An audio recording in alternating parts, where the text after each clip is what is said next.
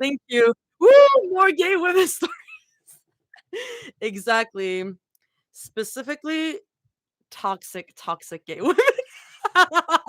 Toxic exes, guys. Oh, what the hell? Why are you saying goodbyes then?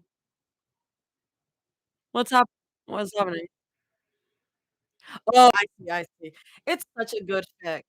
I've been having so much fun, like, reading it offline already that I was like, "I really wanna do it online." It feels like, ugh.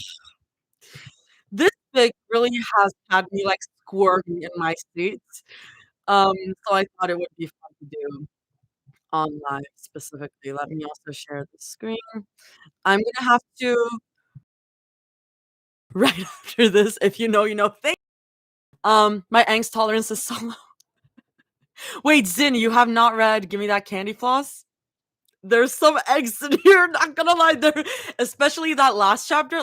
By last chapter, I mean chapter 8. Was I'm going crazy. I'm going crazy. Politics authors not write angst challenge impossible. Yes, it is. It is in fact impossible. Okay, so this is chapter 9. This was released last Friday and I had work all weekend, so I just like was not able to read this. And because Jamie loves writing 20k 20k chapters, I was like, I'll just save it. I'll just save it. Hi Red. This is such a good chapter. Guys, I'm so excited. Um chapter 9 is I wish I could like bring if I had planned this earlier, I would maybe try and bring the like chapter title, whatever is in the chapter title to like bring and try. I think that would be really fun for like if we keep doing this. Chapter 9 is titled Popcorn Tossed with Bacon and Kimchi, which hear me out sounds actually good. Like I would try this. Out of all the candy floss food creations, this sounds pretty good actually. I would try this. I went for a nap and just woke up to stream. Thanks for being here, Red. No, I really have to. I have bad rehearsal later at 7, 8. Huh. Band rehearsal, you mean? Okay. The Nerds Nachos sound peak. The Nerds, no, no, no. The Nerds Nachos, I read Nerds Nachos and I was like, out of all the candies, you chose Nerds? Like if it was chocolate or something, like you melted chocolate over the nachos, like it was M&Ms or something, I would get it. Nerds? No, no. Sweet and salty, I get it. But nerds are also like sour? Oh, Lucy, have fun at band rehearsal later. Um, can someone give me the author for this fanfic? It's Arsenide. Arsenide, aka Jamie on Twitter, but like Arsenide. About to go to sleep, so I'll just fall asleep while you are reading Peak Fic. I have been told that a lot that like people have used my lives to fall asleep, which I think is really fun. I love having that power over people. um, on a scale from 0 to 10, how bad is the angst? Just so I know. I don't know specifically for this chapter, but last chapter, I mean, it's not crazy. It's not like the craziest of Two's Company. It's like 6. I purposely set an alarm. Red, you're so awesome. I love you. It's like a bedtime story. I'm listening while drawing. You're an amazing voice to listen to. Thank you, guys. Okay. I think I'm just going to get started because I don't want to spend too much time because, like I said, I have to run to a movie night after this.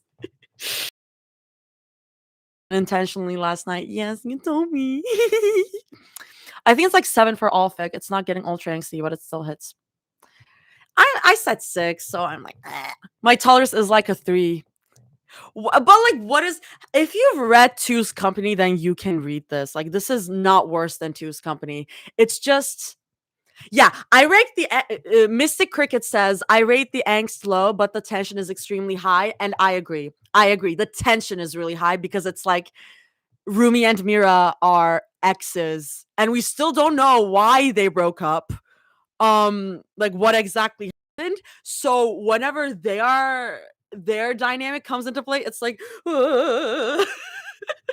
was it chapter 4 where they like met in person and like they were saying crazy stuff. I'm like, oh my god. Two's Company is solid 9 just because Toss decided to stop Mira. Like fully. If we say 10, if we say When the Sky Breaks West is 10, then this is not that high. I haven't read the other chapters yet. I'm gonna go back and read them later, but I want to hang out, so happy to hear spoilers. I mean, it's a good fic regardless, even if you hear the spoilers. So, okay.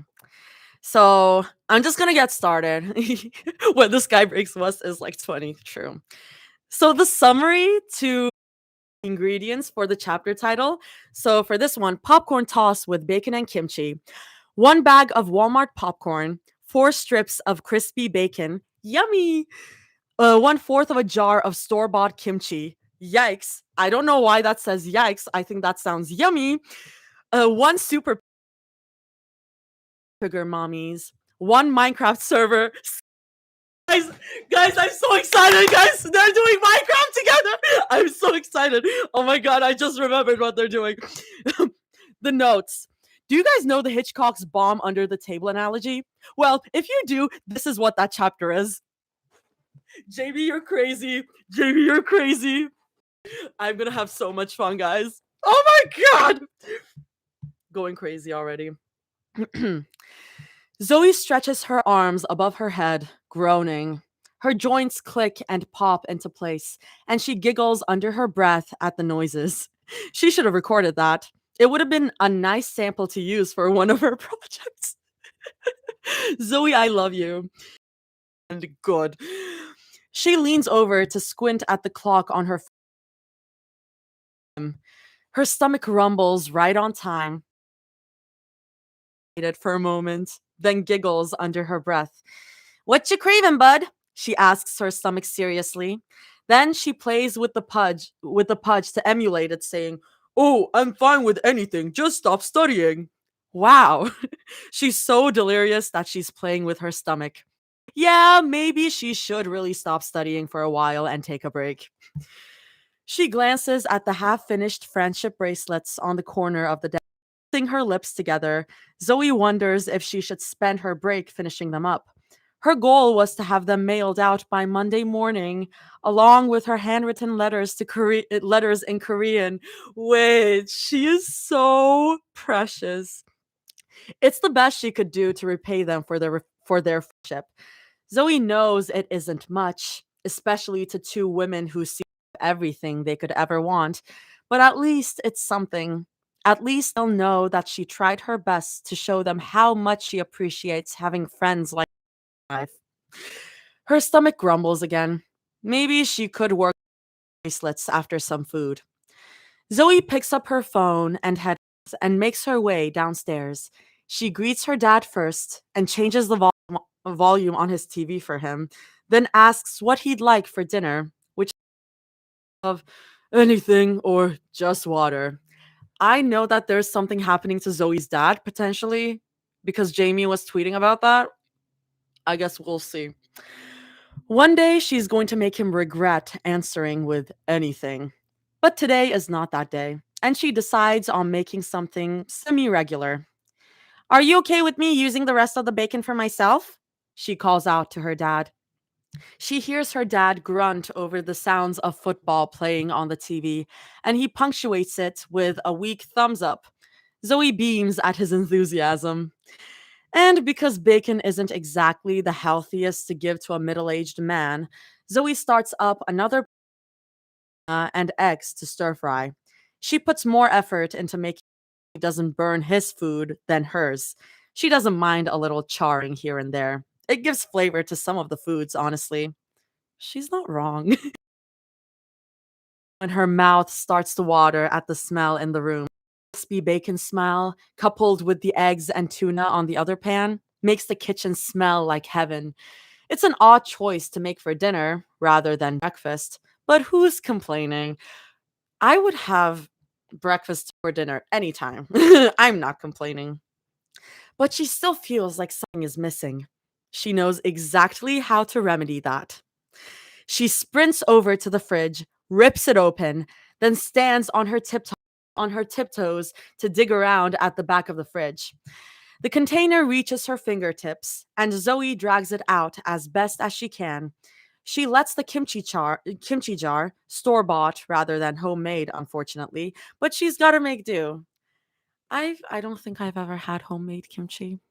I really should. I really should try, but oh well. Whatever you can do. Rests on the kitchen counter while she tends to her two pans and opens up a bag of microwave popcorn. She shivers when she opens the fridge and sees the milk sitting next to the orange juice. No, no, we're not doing that. We're not doing this, Jamie. We are not doing this. She won't ever forget the lesson she learned when she mixed the kimchi with that same jug of milk. Guys, I saw that post that Jamie made. I saw that post that Jamie made with the kimchi milk. It looked bad, bro. Jamie giving us all psychic damage. No, literally. No, I'm in gremlin position right now already. Oh god. The orange juice is snatched out of her fridge before the milk can tempt her any longer. Okay. Zoe feels like Gordon Ramsay trying to keep track of her food. The tuna and egg stir fry finishes first, and she serves it up on a nice plate with some rice still warm from the rice cooker. The bacon takes a little longer, but only because she put it on low heat to keep it from burning so fast. She learned that lesson a long time ago.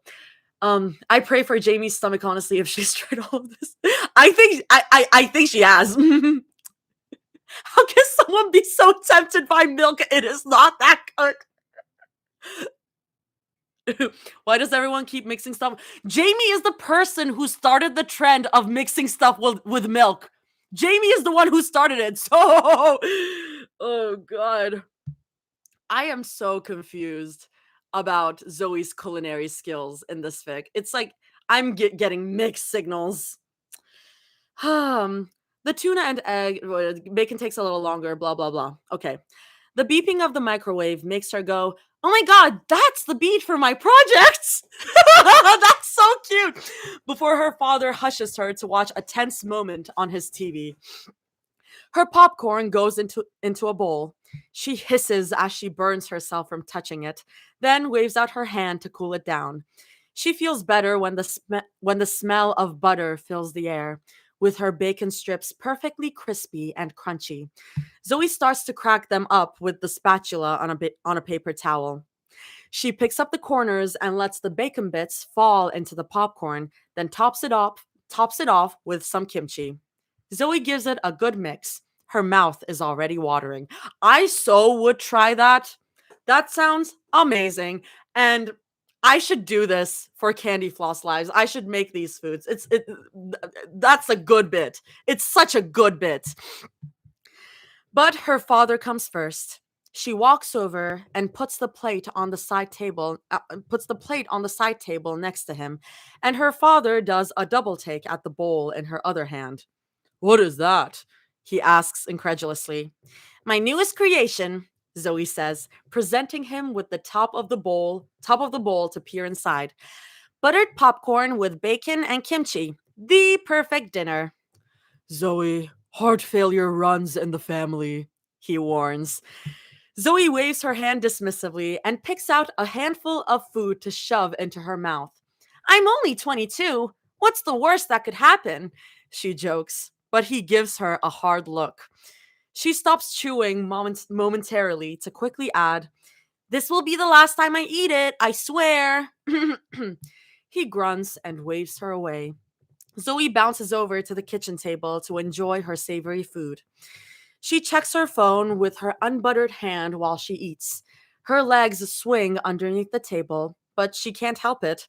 It's Saturday night, which means that her Minecraft appointment with her two awesome friends is almost go time. In 2 hours, in fact. Oh god, I'm gonna die. I'm gonna die.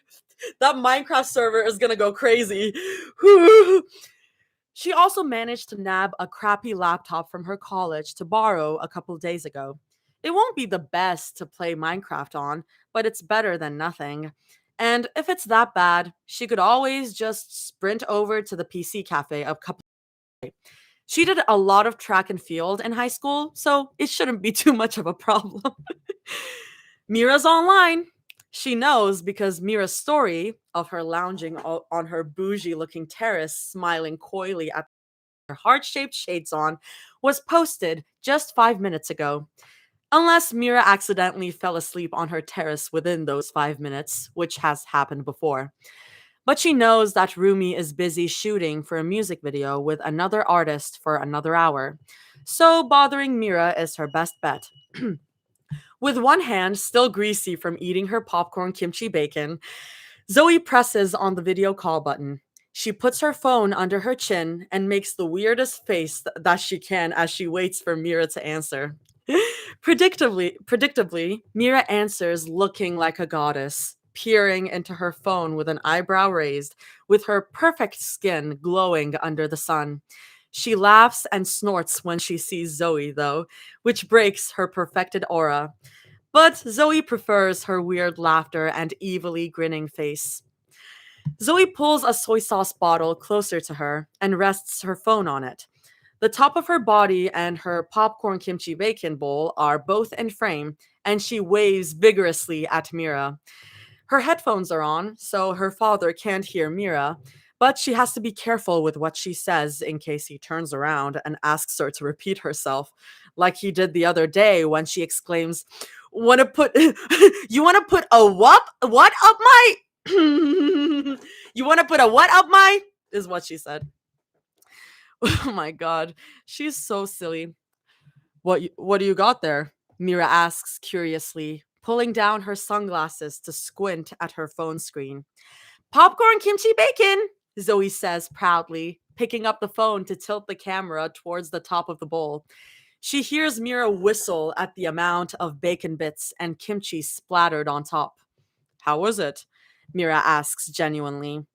That's one of the things Zoe likes about her so much. She never seems to judge Zoe about her eating habits, beyond the general concern if it's too much sodium for her face or too little protein for her to have throughout the day. Neither she nor Rumi ever seem to judge her for that. It's great. Delicious, Zoe says happily, one cheek full of the food. Then her chewing slows as she looks at the corner to think.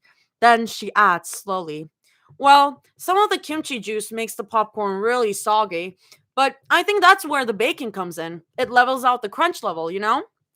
Mira chuckles. Yeah. Yeah. Zoe bobs her head up and down, then stuffs her mouth with more food.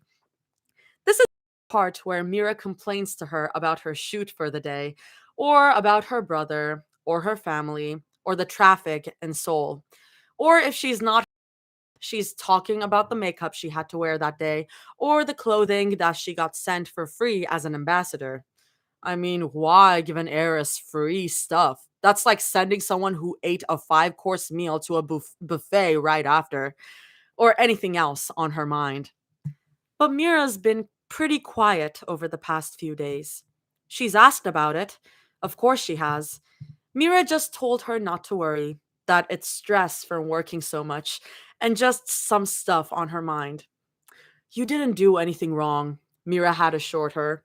She's made sure to say that to Zoe more than a couple of times. Zoe appreciates it, guys. If you have not read Candyfloss, what happened is that, okay, backstory time. Mira and Zoe were like elementary school best friends. Like when they were little, they were best friends in elementary school. Oh, God, I'm getting sick thinking about it. And they were only like friends for like a year or a semester before Mira, we learned about this last chapter. Mira dared Zoe to climb a tree, and Zoe ended up falling and like injuring herself really, really badly. And they're just kids. They're just kids. And Mira has like blamed herself basically for the rest of her life, and she has never like talked to Zoe after that. Even though Zoe kept sending her mail. Like Zoe kept sending her mail even after they separated because Zoe went to the US and Mira stayed in Korea. Oh, it lagged. I'm so sorry. Okay, Zoe went to US, Mira stayed in Korea, and Zoe kept sending her mail. And Mira kept like sending her mail as well, but Mira never received Zoe's mail because Mira's evil family was hoarding the mail behind her because Zoe is a bad influence on her. And like I knew this. I knew this in the back of my head like before reading that in the chapter, but I'm like, ugh, God, they make me sick. God, they make me sick. We hate Mira's. The Kong family can suck my dick. They can suck my dick. They can go to hell for all I care. I hate them. I hate them from the bottom of my heart. Oh, guys. We love Zomira. Guys, they're so precious. They're so precious. And of course, they meet later on here, but Zoe doesn't know that that is Mira, her friend Mira from the past. But Mira knows that that's Zoe, but Zoe doesn't know. Zoe doesn't know. So now Mira is like, you didn't do anything wrong, and Zoe is just like, Zoe doesn't know. Quite chill lecture indeed. I think Rumi does know. Rumi does know that they were friends because when they were dating, Mira told her about it. Oh god, it makes me sick. I know I talk a lot about like toxic Rumira because that is like the most interesting dynamic here to me. But the thing with Zoe also makes me like, oh god. Let me tweet real quick that I'm live because I forgot. Um, Guys, I am doomed Yuri. Doomed Yuri. It's literally doomed Yuri. Guys, I am so normal about this, Vic. I swear. I swear. Oh god. Oh god. Guys, they're so everything. Rumi is so evil in this chapter. Wait. Okay, let's keep going. Let's keep going. That's the end of this ramble. Okay. You didn't do anything wrong, Mira had assured her. She's made sure to say that to Zoe more than a couple of times. Zoe appreciates it. She just wished she knew what was wrong, especially since Rumi seems to be in the. But then again, she never knows what goes on. Is that the past few days have been busy to make sure that she didn't get overwhelmed at a radio show. She's busy, unfortunately. Zoe knows that she's exactly a priority anyway, and she's cool with that. Really, she is. Zoe, you're gonna shut up because you are a priority and you're like such a big priority. It's kind of insane. So, Zoe tilts her head at Mira on the screen. She tilts her head back at Zoe in the same fashion, and it makes Zoe grin. Are you excited for Minecraft later? You? Of course I am, Zumi, Mira says easily. Then her face drops into a scowl. Minecraft with Rumi. Can't say I am. Oh, it's gonna be so good. Zoe chuckles. Her feet are still swinging under the table, and she picks out some more in her bowl as she insists. You'll have fun. You'll see. Time will fly when we're all together, and you'll be begging me to set up another Minecraft day. Snorting, Mira answers. Yeah, sure, okay. How's studying going? Pretty well, Zoe says honestly, scratching her cheek with a buttered hand. My other classes aren't that study heavy, so this is the only class I really need to lock in for, you know? Perks of being a production also means staying up until the sun rises to work on a single project, so there's that. I'm sure you'll do great, Mira tells her, and Zoe doesn't detect any sort of dishonesty in her voice. Then someone says something to Mira off camera, and Mira brings her phone down to reply in like French. Of course she does. Zoe still thinks hearing her speak other languages is the hottest thing in the world. Just like whenever she hears Rumi show off her multilingualism, multilingualism on variety shows, and she pinches her thigh to get herself to stop thinking about it. I can't think about my friends like that. She hisses at herself. Girl, girl, come on. I just realized that it will be challenging when Mira starts speaking in other languages and I'm gonna have to read it. But we'll do it somehow. It was one thing when Rumi was just a faraway dream and Kang Mira was just a supermodel and apparently super rich heiress girl. But now they're playing Minecraft together later, and Zoe does not want to disrespect them by, well, disrespecting them like that. Then Mira brings her phone back up to her face, runs her hand through her hair, which palpitates Zoe's heart a little. Huh, maybe she really should lay off the popcorn kimchi bacon. And says, sorry about that. They were asking me if I wanted to come join my brother to eat brunch. Obviously not. Don't let me keep you, Zoe teases, leaning closer to the phone. If you want to. Ew, no. Mira's nose wrinkles deeply. I am not eating next to him. Not even if you gave me the key to the city. He chews with his mouth open when people aren't looking. Zoe laughs at that. This is Minho Kang Minho hate zone. Okay, we hate that motherfucker. I saw one like Kang Minho defend the, oh my god, defender account on Twitter, and I was like, nope. Nope, this is the Kang Minho hate zone. We hate him. We hate his ass so bad. Anyway, okay. Zoe laughs at that. My cousins do that a lot when we eat together at family get togethers. She shivers at the memory of seeing one of her cousins pick out a booger last Christmas. She saves Mira from reliving the memory with her and asks instead, are you going to be sunbathing the whole time until we play Minecraft? Or are you going to do something else? Mira shrugs. I don't really plan my time off that well. I just do whatever I feel like. So I might be sunbathing until then, or I'll get up and do some laps around the pool. Oh, what Zoe wouldn't give to swim with Mira. But then again, just imagining Mira with wet hair and climbing out of the pool in a bathing suit is almost enough to make her die on the spot. So maybe it's a mercy that she hasn't been given that that impious pleasure yet. She is, guys, Zoe is so freaky. And I'm like, girl, come on. Then something comes to Mira's mind. Zoe knows because she tends to tilt her head like a puppy at her when she wants to ask something. What's up? Zoe asks with a giggle. How did you get to class today? Mira asks, almost accusingly. You said something about the bus breaking down while I was at my shoot. Did you get an Uber? I could pay you back for it. Call it investing in a bright future. That only makes Zoe giggle some more. She waves her hand dismissively, then stuffs her mouth with some more food, then says, oh, I didn't. I was too tired to go to class after running after the bus, so. She shrugs. Mira sputters as if she choked on her own spit, then sits up on her lounge bed to look at her over her sunglasses.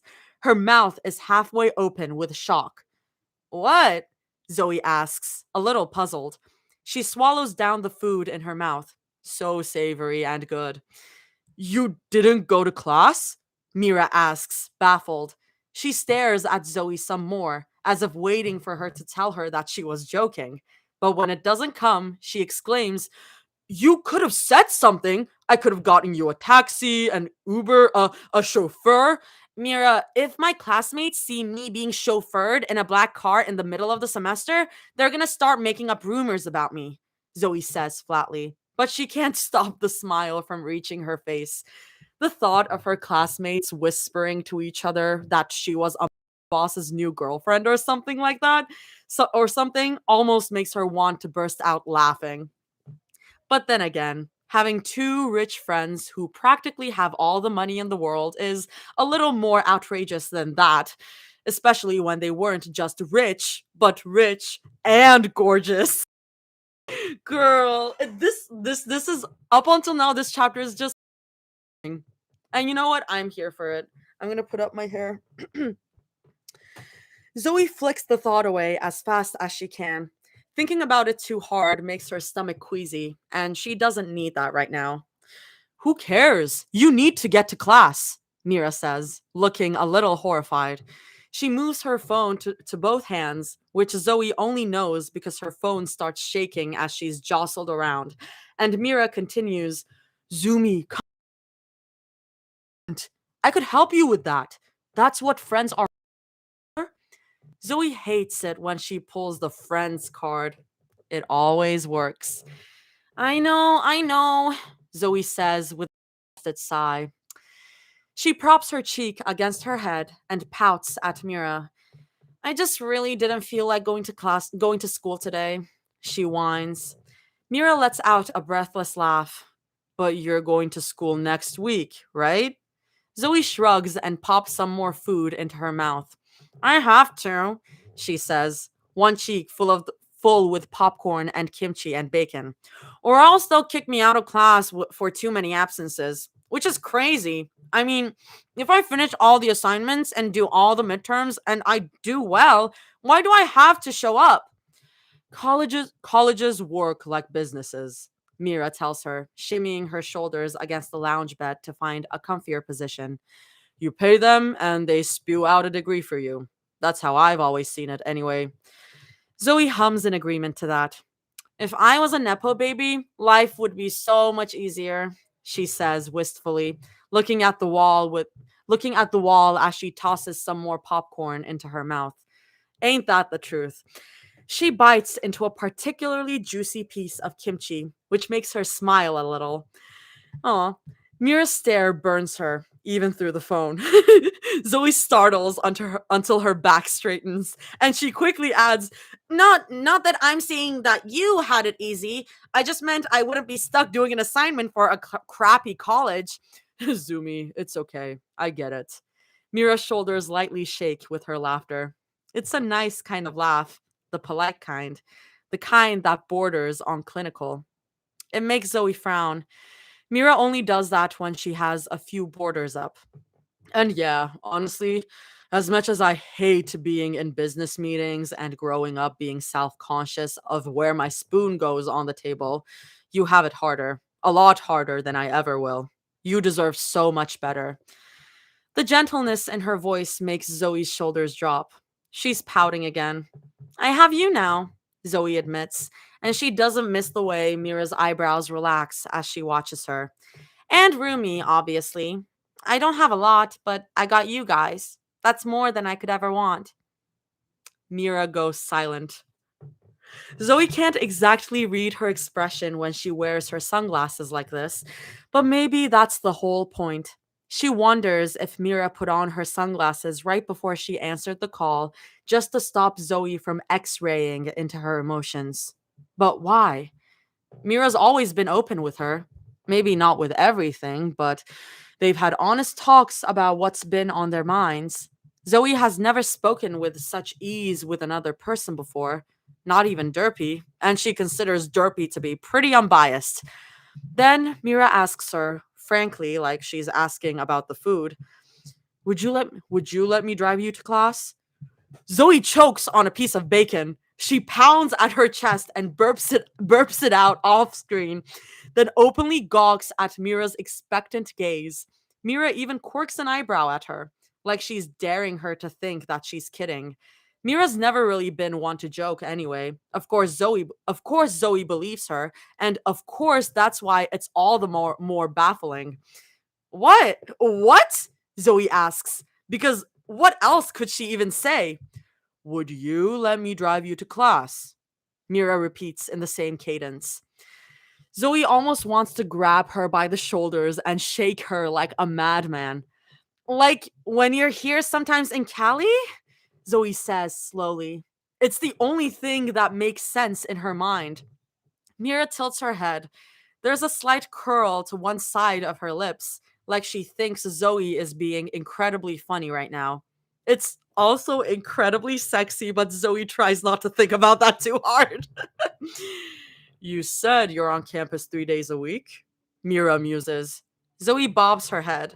She chews some more food and swallows it down before she answers. Yippers. Dude, did I tell you that I had to make it on campus last semester 5 times a week? I wanted to be run over by a bus so badly. Ugh. I learned my lesson from that though. So I picked the 3-hour lectures so I could get my classes done in one go. Only 3 days on campus. And one class is online, which was a clutch for me. Mira nods along to her words. I could do that. Guys, I hate rich people. Like I fucking hate rich people. Mira gets a pass. Mira gets a pass. But oh my god. Mira lives in Korea, guys. Mira lives in Seoul. Mira is so damn bad, it's crazy. She is also I don't know. I don't know. She's crazy. She is crazy. It's a love-hate relationship. They get a pass because they're cute and gay and in love. Guys, I hate rich people. Isn't everyone saying that? Guys, isn't everyone saying I hate rich people? That's not a me thing. God. Mira and Rumi get a pass because they're normal about their wealth and it's also generational wealth, so they weren't in control of that.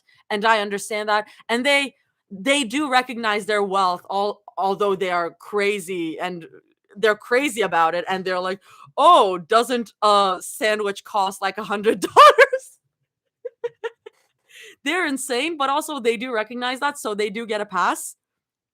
But my god, guys, I hate rich people. You got to be a little in love with your friends. Oh yeah, yeah, you do. Are they though? Are they what? I mean, normal in the sense that they recognize that they're wealthy. Like they're nice, but the electric grid was crazy. Okay, here's the thing. They are crazy, but they're not like pretending to be like not rich and like not loaded and like they are like very open and upfront about their wealth, which some people aren't. Like they are not normal in the sense that they spend their money normally, but buys the power grid. Ruby wasn't saying for that. That's what I mean though. I'm not saying that they're normal full stop. They're not. They're not. Billionaires are not normal people. But like they at least are aware, kind of. I don't know. At least they're gay and in love, and they're sweet. They're sweet to Zoe, which is better than a lot of rich people. But wait, she bought a what? Yup, Zin. So in one of the chapters, Zoe's power goes out, and Ruby decides to like basically buy the power grid, like fix the power grid for the whole town, and also pay everyone's electricity bills. No, like the richness in this thing is crazy. A Cali power grid. You've never bought a power grid? You never casually bought a power grid to help out the girl that you're in love with? $500,000 later. That is why. And in a way, this is why I was like very confident about reading Candy Floss alongside The Art of Spoiling Pretty Girls, because yes, they're also like they also have generational wealth in The Art of Spoiling Pretty Girls, but like the wealth in this one is such a crazy level that it doesn't really compare. They're like such different fics to me. How much does a power grid? Ask Jamie. I don't know. I just read that and I was like, cool. Yeah, I'll just head out and find a sugar mommy, guys. Bye bye. So yeah, I don't know. Um no less than millions. I don't know. I don't know. She did that. She did do that. Pretty girls are wealthy, candy floss are richy rich. Yeah, exactly. Exactly. Um Yeah. It's like The Art of Spoiling Pretty Girls is like, oh, we're gonna treat Zoe to dinner and we're gonna drive Zoe around, and it's like cute. It's more fluff. First of all, it's them being cute, them going on little dates, and also like Rumira being cute. Unlike this one, but like with this one, they're buying power grids, they're buying Newman microphones. When is anyone gonna buy me a Newman microphone? I've been thinking about that since reading that. I was like I have a Rode microphone. I have a Rode microphone that connects to like Scarlett, like Focusrite. but like it keeps like not working. Like the other day I was trying to record something and it wasn't working and I was like I need a sugar mommy to get me a Newman microphone, guys, so bad. I offered to buy Rose the new K-pop Demon Hunters Fortnite skins. I'm not the same as these girls. Listen. That has its own value. That is very powerful, Red, and you're an amazing person. I'm sure we could do that for you, Artie. Guys, not gonna lie, I have thought about like opening a coffee just to see if the Celine accounts on Twitter would donate to me. The Celine and the Rumi accounts on Twitter. The PC they got her is crazy. Well, yes. Well, yes. Dude, what? Everyone's like, dude, what? Yeah. Wait, what did Jalen say? Apparently it's 5 trillion to 20 trillion? At this point, Jamie is just like, I don't know how realistic this all is. At this point, Jamie is like, they have infinite wealth. They can do whatever they want. They can do whatever they want. You have the mega Q. Leave some ladies for the rest of us.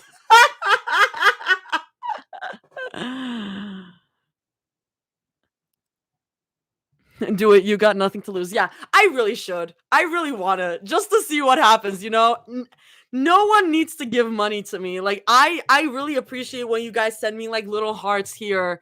No one needs to give money to me. And that money, most of that money is still in my PayPal because I don't know what to do with it. It feels weird using it for myself. So like I donated a portion of like what I got from these lives already. Um I don't know where I'm gonna donate the rest of it, but we'll see. These girls are rich to the point where the price of something just doesn't matter at all. Yeah, exactly. And Zoe is not taking advantage of that. Zoe is like, no, guys, don't send me money. Like, it's okay if you like send me money for snacks and stuff, but like, please, like, I'm gonna go crazy, which I understand. Zoe is normal. Zoe is like, please don't like keep sending me crazy, insane stuff. Like, please don't. But also, if I was Zoe, I would be taking advantage of that. Just buy a girl Taco Bell. No, they end up buying the entire Taco Bell franchise.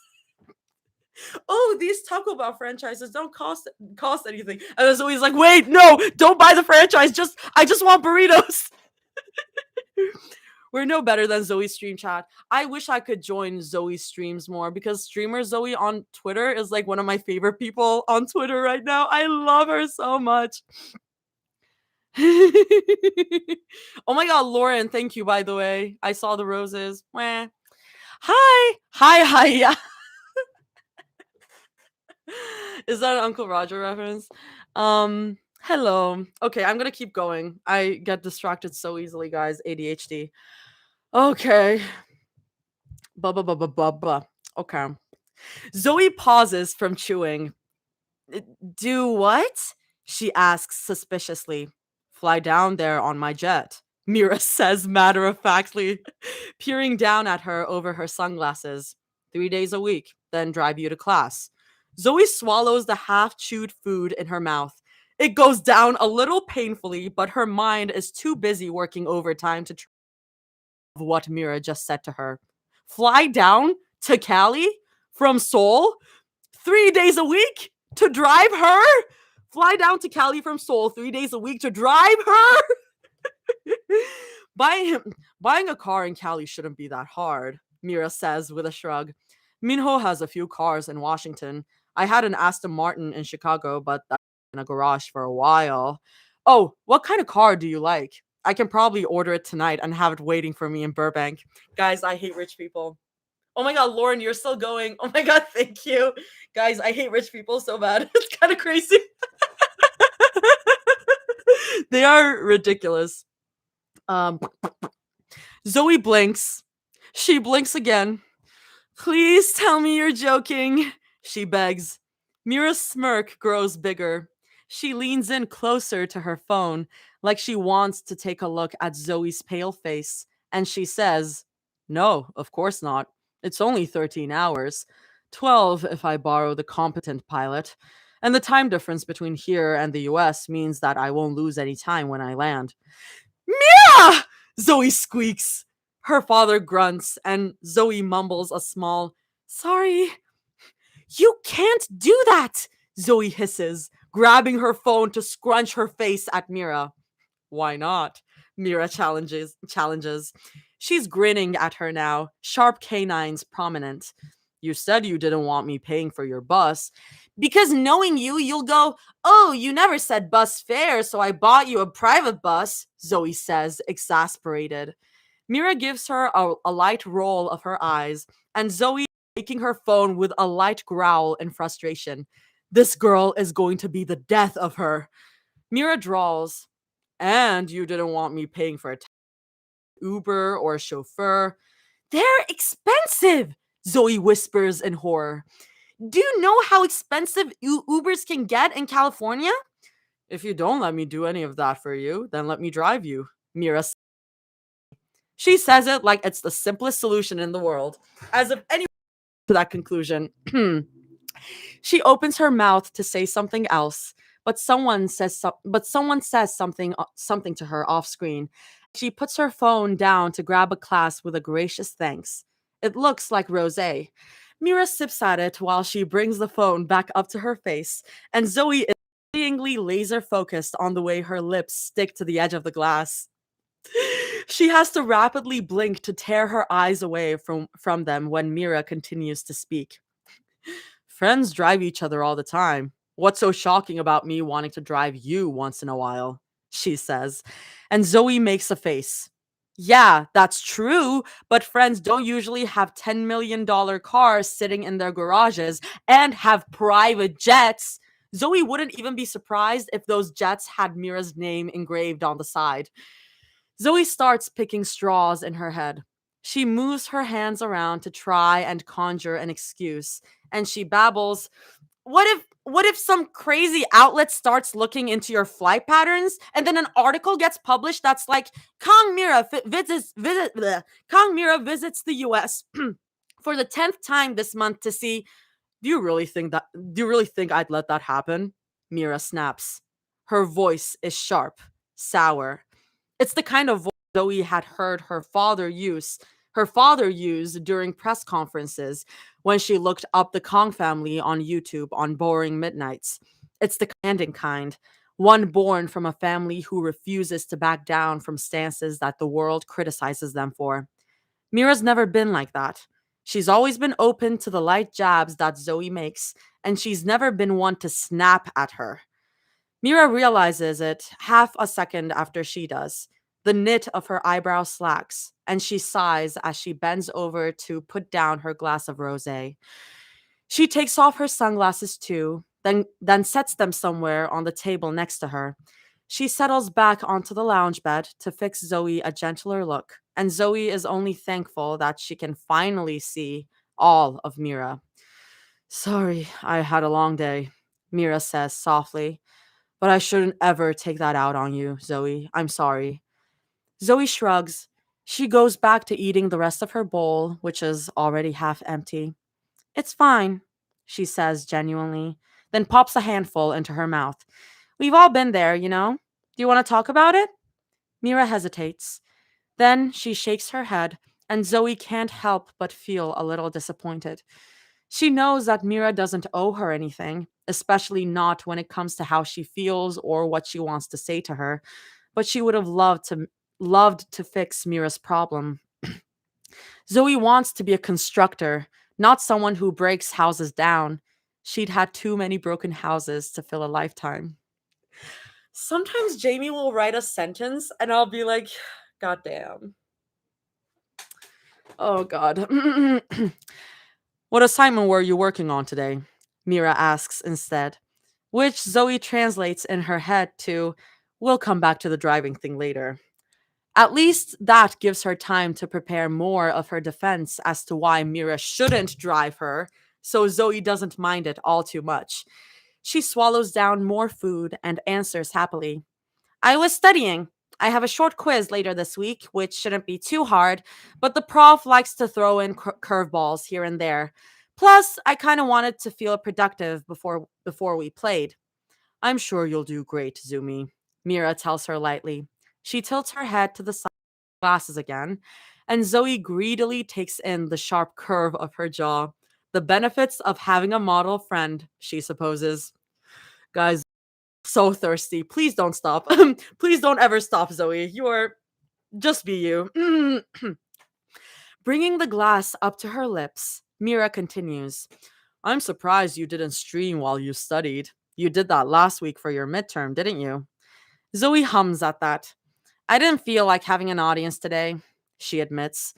Mira raises her eyebrows at her, gently asking her to continue, so Zoe explains. I mean, you know how much I love streaming. Interacting with people and playing games and doing all that jazz makes me really happy. But sometimes I just want some alone time, I guess. She scratches at her cheek and looks up at the ceiling to think about it. Mira stays quiet to let her think. Zoe always appreciates it when she does that. Sometimes I just want people's eyes on me while I'm doing things. Job, even though technically I'm getting paid in donations, Zoe says slowly. She meets Mira's gaze with a sheepish smile. And I don't know, I guess I just wanted to keep the two of you to myself today. Mira laughs. It's breathless and fond in a way. And Zoe puts her phone back against the soy sauce bottle to look at her with a smile that aches at the corners. I can relate, kinda, Mira says with a half-hearted shrug. She lulls her head against her shoulder, but her gaze never tears away from Zoe. Zoe always thought that the intensity of her eyes was beautiful. Having eyes on you can get exhausting. I don't think anyone's immune from that, Zoe. Zoe bobs her head in agreement. She plops some more food down her mouth. Oh my gosh. She plops some more food into her mouth, brings it to one of her puffed out cheeks, then mildly says, well, I still want to make sure someone kept me on track with my studying, so I got the best supervisor that I had on hand, my turtle boy. She's had that turtle since she was a kid. She held it in her arms when she and her father's plane took off from Korea, inbound to California. It still smells faintly like soul if she breathes it in right, and pink peppers. Mira's smile grows at that. She laughs under her breath and she teases, "You had pickles watch you while you studies?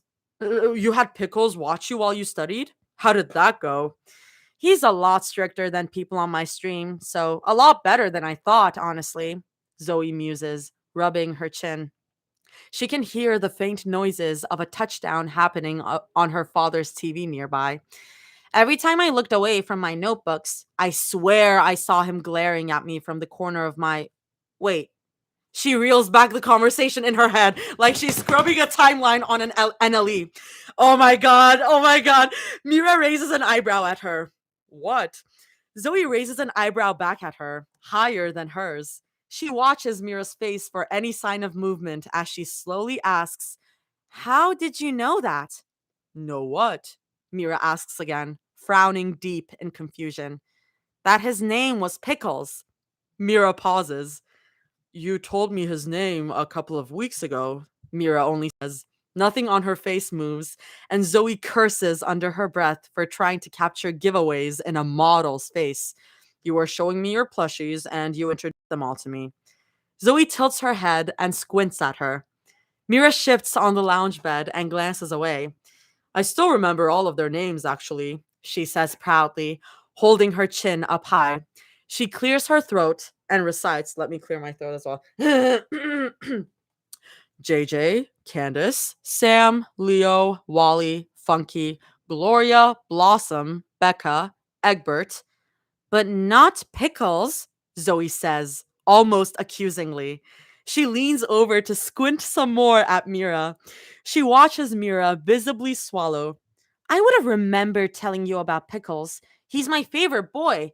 No offense to my other kids, obviously, but Mira's eyes shift away from her.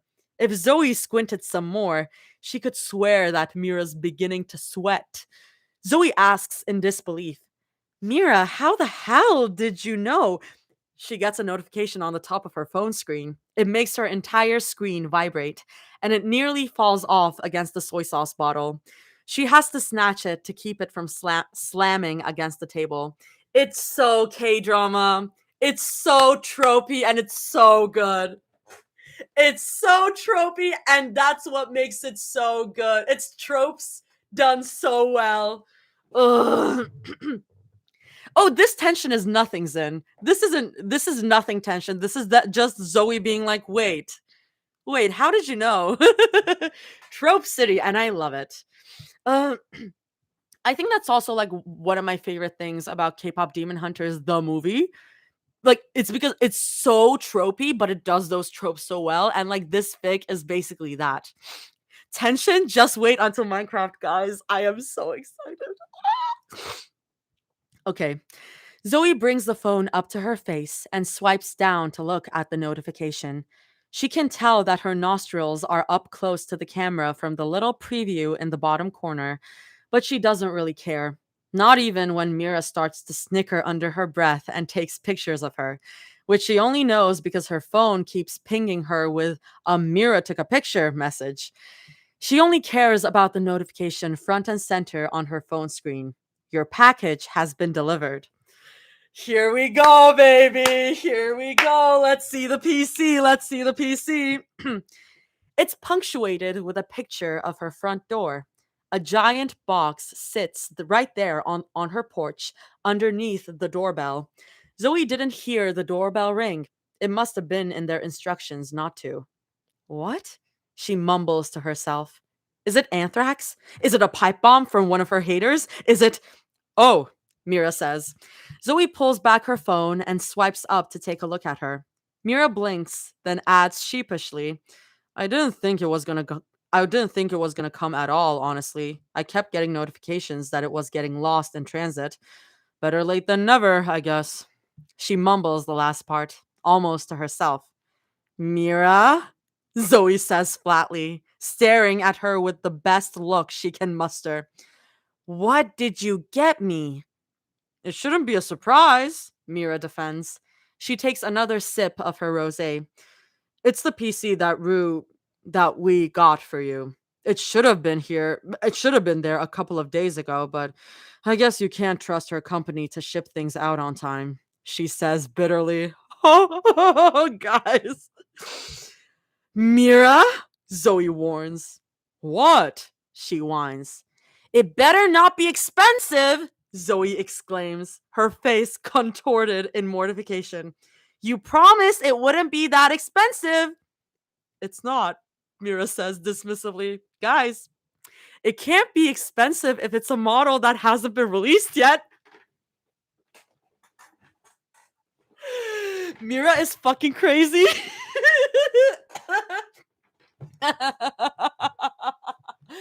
The PC that the thing about them is that they're so obsessed with each other. Guys, Rumira in this fic makes me go cuckoo bananas. Yeah, like I said, it can be expensive if it's not out yet. It's not, Mira says dismissively. But the upturned corners of her mouth and eyes tell a different story.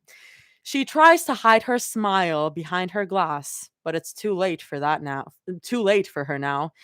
Besides, I don't think you can look up how much it costs online anyway. What does that mean? Zoe asks in despair. Nothing, she says quickly. You should probably go get it before someone in your neighborhood takes it, and you probably need to set it up. Do you want me to hire someone in your area to? No, I can do it, Zoe says briskly. But the thought of setting a supercomputer is about to make her head explode. She does the math in her head as quickly as possible. Dinner took her half an hour to make, and she's been on a call with Mira for almost 20 minutes, so that means she has over an hour to set up her new PC and download Minecraft. And inevitably yell at them when she takes it out of a box to see a sleek and shiny PC that probably costs like thousands of dollars. She would have been fine with an RTX 2060, 2060. I don't know, RTS 2060. I'll look up what that is. Um, Guys, I'm not that much of a nerd when it comes to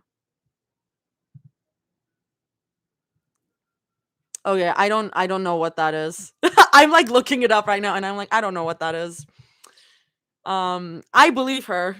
I believe her. Take me with you, Mira says eagerly when Zoe begins to stand. I want to see your face when you realize. Mir- Mira! Someone calls angrily from off screen. It sounds deep and whiny. Her brother, if Zoe had to guess. Mira puts down her phone to irritably call back. The hell do you want? Her voice has gone a few octaves lower. Zoe still giggles about that. Mira's voice doesn't get super high per se when they call, but it's noticeably half a pitch higher than when she talks to her brother or someone in her house. Zoe remembers reading on the internet that it means that that person likes her, but she doesn't really believe internet hoaxes. No, no, in this case that's true, Zoe. In this case that's true, Zoe. Her brother exchanges a few choice words with her in Korean. Despite sounding slightly muffled from how far away he's standing, Zoe can make out the gist of it. Something about needing to go and an emergency and stocks dropping and their dad wanting them to get to the office get to the office to take care of something. I'll get ready in a bit, Mira says, still irritated. She's looking up at Minho, and Zoe thinks that the flex of her jaws as it ticks Zoe thinks that the flex of her jaw as it ticks is hot. Nope. She's still not allowed to think that. Not even a secret. Zoe, Zoe, just let your freak flag fly at this point. Like you're allowed to think that. Again, like I said, you are allowed to think that your friends are hot. You are allowed to think that your friends are hot. Why are you making this weird for yourself? Why are you making this weird for yourself? Like in this case, you are in love, but like I said, you have to be in love with your friends. We keep going back to the same topic. Everyone should think that their friends are hot. You are not. Who are you actually friends if you don't think your friends are hot? Anyway, that's all I'll say. um. Get ready now, Minho snaps. You take 3 hours to put on your makeup. It would be so much faster if you stopped being stubborn and hired stylists, but you. Fine, Mira exclaims, exasperated. She sits up from the lounge bed, and Zoe stays as quiet as possible. God, you're so annoying. Happy? Minho mumbles his response. Mira's tight eyes follow him, and she doesn't look back at Zoe until her shoulders drop and the tense line of her mouth relaxes. Zoe takes a breath. She cranes her neck back down at her phone, then mumbles, Sorry, never mind, I guess. I can take pictures for you, Zoe chirps.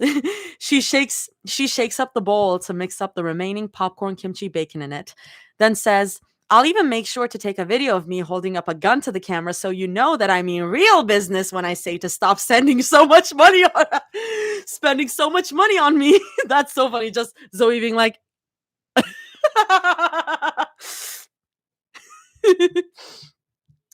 Mira snorts. You don't have a gun. My dad does, Zoe says easily. What? No, he doesn't, Mira says with a disbelieving laugh. Zoe looks around her kitchen table, then plucks out the barbecue sauce that her father had left there from that morning. She shows it to her camera until it focuses on the proudly Made in America label on it. Mira clicks her tongue, and Zoe giggles. Right.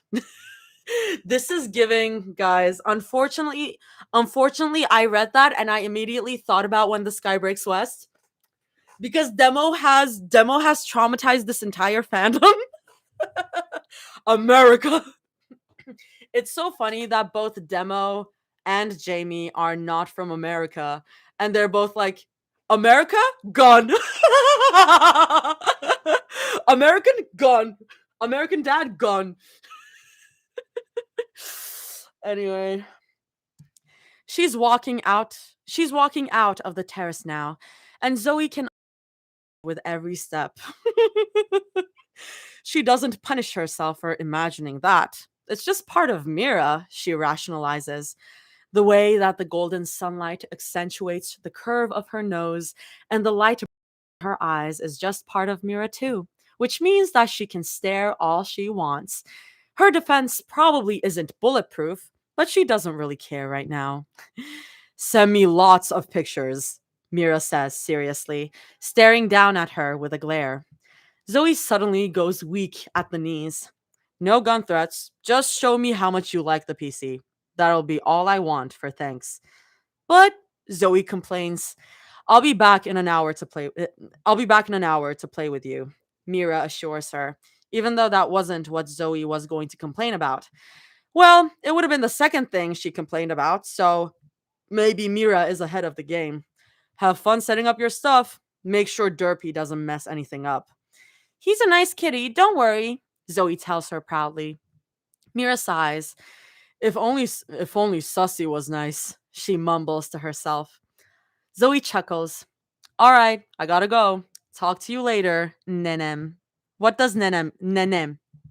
See, all these pet names in different languages. Nenem. Is that oh Nenem means baby in Portuguese. uh every time I read all these, I think it was the chapter before the last chapter. It was chapter 6 when when Zoe talked about Mira calling her tatlum, which is in Turkish, and I was like, "Oh my god. Oh my god. They put a Turkish thing in there." I'm going to be sick. Off topic, is Kofi a safe website to use? It should be. A lot of people use it. It should be. Anyway, talk to you later, Nenem. Oh, yeah. Can't wait to play. And thanks for the PC, even though I am going to kill you, Zoe says. Sorry. Even though I am going to kill you, Zoe says, as seriously as possible. Mira just gives her a lazy grin. And what does that mean? Mira does that sometimes. After Zoe admitted during a tipsy night that she liked hearing Mira say things in other languages, Mira started calling her random things before leaving. Last week was Baobe. The other day was Sayanku.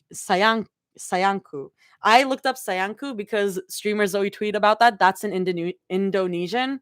And I think it means my love, but I'll look up. Anyway, Baobe. Baobe. Oh my god, please, the lookup feature does not work. Baobe means it's treasure in Chinese. And sayangku means, I'm pretty sure it means my love in Indonesian. But I'll look. Oh no, it means my dear. Oh wait. Oh, it also means my love. It means my love. Okay. Guys, Mira speaks a million languages and only uses it to like basically crush on Zoe. Like, let's go lesbians, let's go, literally. Oh god, they're so in love. I mean, okay. Means goofy, Mira says easily. She said that last week too. Zoe, you know that you can look up the meanings, right? Zoe, you know that you can look up the meanings, right? Mira's so yeah, she said that last week too. Zoe holds back her snort. Yeah, okay, as if Google doesn't exist. Okay, thank God. But she chooses to let Mira think she's gotten away with it again. So she says, "Okay, thanks, have fun." Mira waves at the camera as she descends some stairs. Zoe waves enthusiastically back. Her phone tells her that the call ended, and Zoe breathes out a sigh. Zoe sprints to the door, or at least the best she can with her father still watching in the living room. She silently curses under her breath when she realizes that she has to bring a giant box up the stairs without him noticing. She rifles through all the excuses in her head in case she inevitably gets caught with it. A gift from Ginu? No, her father knows he's broke. A project for class? No, he's going to pry about which class it's for. A gift that she's planning to give to a friend? No, he knows she's broke. Whatever, she mumbles under her breath. She just has to be extra careful about it. She tiptoes like a gremlin, then opens the door as quietly as possible and winces when it starts to creak. She checks over her shoulder to make sure that he's still concentrated on the football game. He is, thankfully, and Zoe lets out a sigh of relief. She opens the door a little bit more, then pokes outside to make sure that no one's looking. There's no sunlight to pour into the house and give her away, and the windows tonight have been graciously low, so her father doesn't seem to suspect a thing. Zoe tugs at the box to pull it indoors and starts to heave. It's heavy. Did they put a nuclear bomb in this? The box makes it inside after a couple of minutes. She looks up at her she looks up at her stairs and bites back a groan. Her stairs have never looked this high before. But Zoe perseveres because that's what her family always taught her. Zoe decides on pushing it up the stairs. Pulling it would strain her back too much, she justifies. So she gets to work slowly pushing the box, one stair at a time. It takes her a while, but she makes it about a good 3/4 up. She's very proud of it. She's also very grateful that her father likes the 49ers too much to tear his eyes away from them. Zoe, her father calls. She freezes. The box is almost out of sight, but it's still angled on the last stair. She looks down slowly and nearly breathes out a fast sigh of relief when she realizes that her father isn't even looking her way. Thank you, 49ers, she says gracefully in her head. Yeah? She calls back. Remember to make rice before you go to bed. He shouts without looking away from the footballing on her screen. I want to eat it when I wake up. Oh, okay, she squeaks. She continues to push the box upwards. I'll do that later. If you forget to make it, I know, don't worry, she calls again, her voice still high pitched. Her heart is pounding in her chest so hard that she's almost paranoid that her father can hear it. The adrenaline helps her push the box all the way up. Her arms are beginning to turn into noodles. It lands in the hallway with a thump, and she glances back downstairs to see if her father had noticed. Nope, still watching football. She sighs and pushes the hair out of her face, then pushes the box all the way to her door. Zoe doesn't let herself breathe too loudly until her door closes and she slumps on the floor. Derpy greets her with a meow and a push of his head against her knee, and Zoe gives him a few scratches on the chin. He leaves to play with the empty toilet roll that Zoe gave to him that morning. Hopefully, that should be able to keep his attention while she works on her new PC. Her phone starts to ring in her pocket. Maybe it's Mira ditching her familial duties just to watch her unbox her PC. She's disappointed to see that it isn't, but then her excitement comes back in full force when she realizes that it's Rumi who's calling her this time. She answers so quickly that she almost drops her phone. Hi! Zoe greets breathlessly, her voice still squeaky. She coughs into her fist, then with a, Hey, what's up? That's not any better, but whatever. How else is she supposed to react when your alt bias turned friend calls her? Oh, she is so everything. Hey, sweet pea, Rumi greets easily, and Zoe wants to die at how casually she says it. Zoe can hear the gentle rumble of a car on her end. Zoe is literally living the your name dream. And you know what? Good for her. Good for her. She deserves it.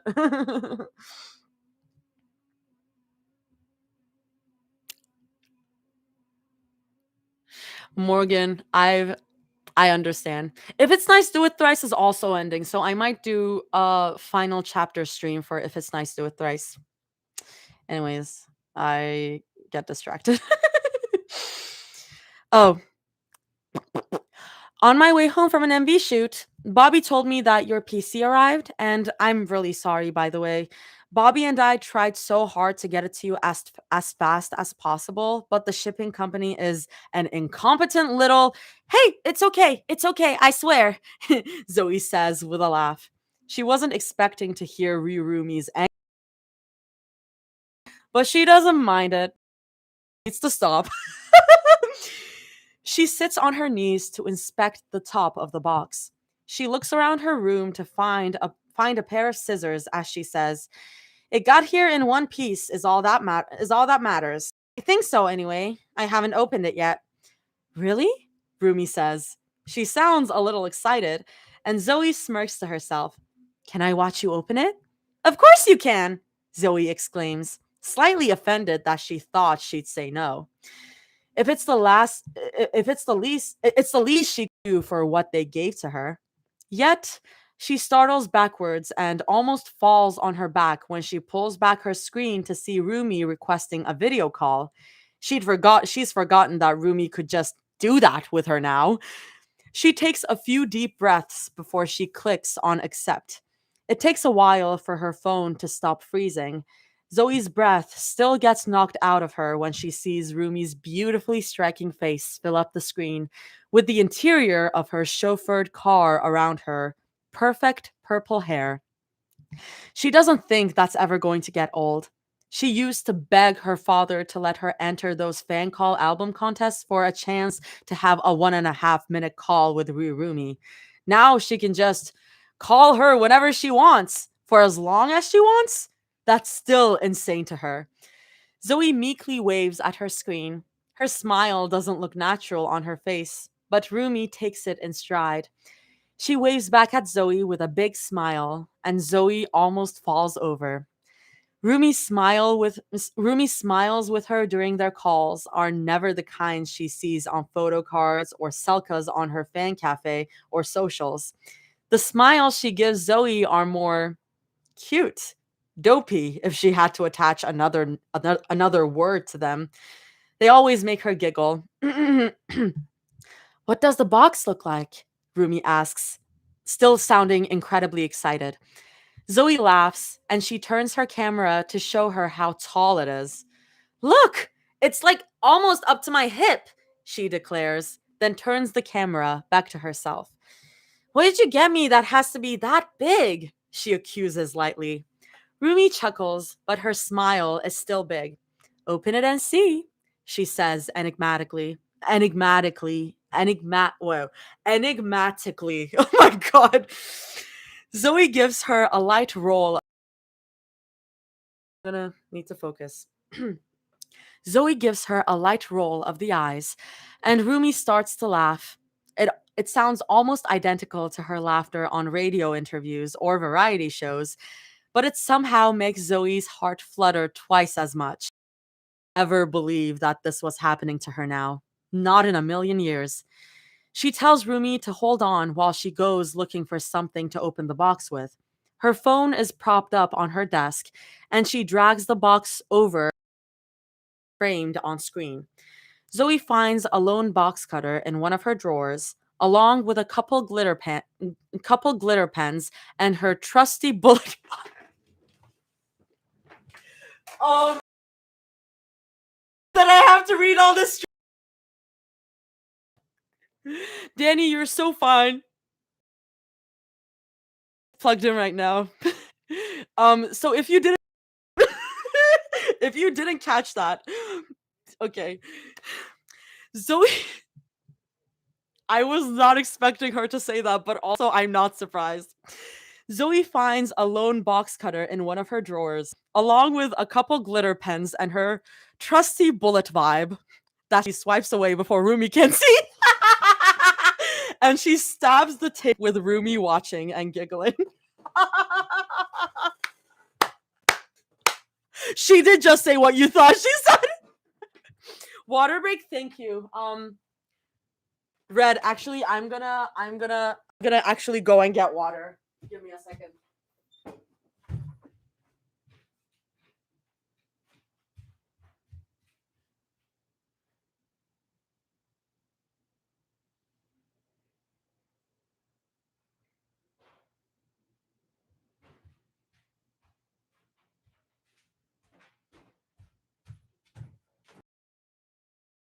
I love that there's just always who are my moms, like Red, Chris sometimes, Rose sometimes.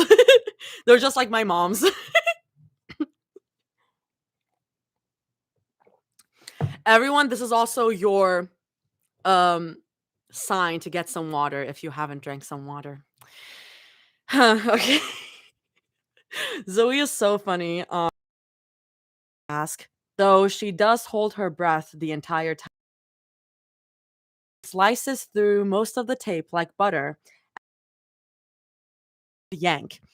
Zoe creases the flaps down and peers inside. She frowns when she only sees plastic coverings and bubble wrap. Rumi laughs as she teases, "You're almost there, Zoe. Just be careful when you slide the case out. I think the front is glass."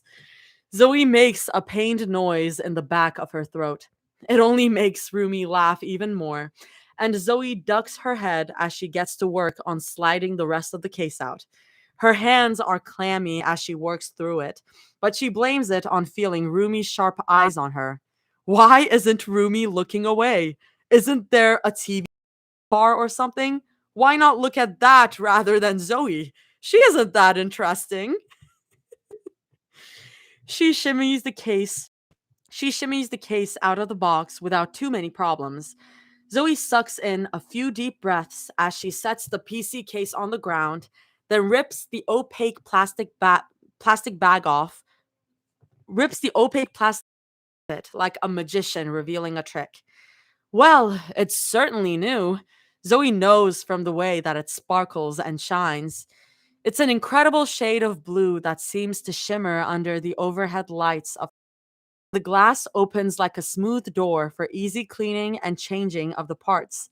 And there are, Zoe counts in her head, one, two, three, four, five freaking stickers of sea turtles and starfish spaced out in a way that makes the case look custom and expensive. That is so cute. She opens the glass door and marvels at the GPU nestled in the middle. There's even a sag bracket underneath it, a little turtle etched on. It looks like one of her doodles too. Did they somehow take her drawing and engrave it? Holy, Zoe mumbles under her breath. Yeah? Rumi prods, raising a perfect eyebrow at her. She's smiling, but Zoe can tell from the way the corner of her mouth twitches that she's holding her breath. Rumi, this is. Her mouth goes dry. She doesn't really have the words for it. Also, what kind of GPU did they get her? She doesn't recognize it, and she spent lots of procrastinating hours just window shopping for PC parts. Rumi, this is incredible, she says, and she looks up to meet Rumi's eyes. Thank you. Seriously, both of you. I owe you both so freaking much. Rumi gives her a warm smile. She shakes her head as she responds, Don't even think of it as a perk. Zoe giggles. Friends with two of the most powerful women in Korea? She muses. You could say that, Rumi says with a shrug. It's not arrogant of her to say it if it's true. It's just a simple fact. I meant what I said to you the first time. You deserve everything you could ever want. If you want it, all you have to do is ask, and it's yours. The child in Zoe's heart starts giggling and kicking her feet. The teenager, meanwhile, is fighting 15 different guilt shaped demons that call out, But I don't deserve it. What did I do to deserve that? Over and over. She gulps down the giddiness and the guilt to croak out, But you promised you didn't spend too much on getting this for me. Sorry, Zin, I just saw you on the YouTube. But you promised you didn't spend too much on getting this for me? Rumi nods. Zoe can't tell if it's all her acting lessons that make her seem so sincere. Then Rumi says, It wasn't a big deal to get. I mean it. The only headache was dealing with the shipping company, but now here it is. Wasn't a big deal? Zoe echoes.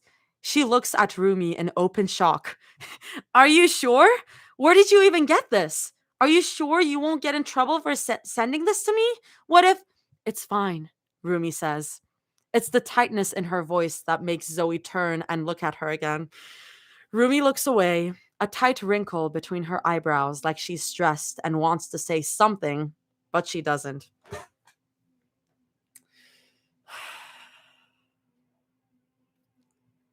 Just everything from the last chapter is playing in my mind right now.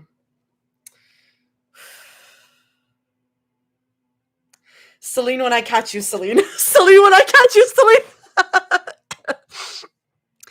Zoe presses her lips into a thin line. They've been so weird lately. Zoe marvels at the internal cooling tube snaking on the inside of the case. Um, yes, inside of the case.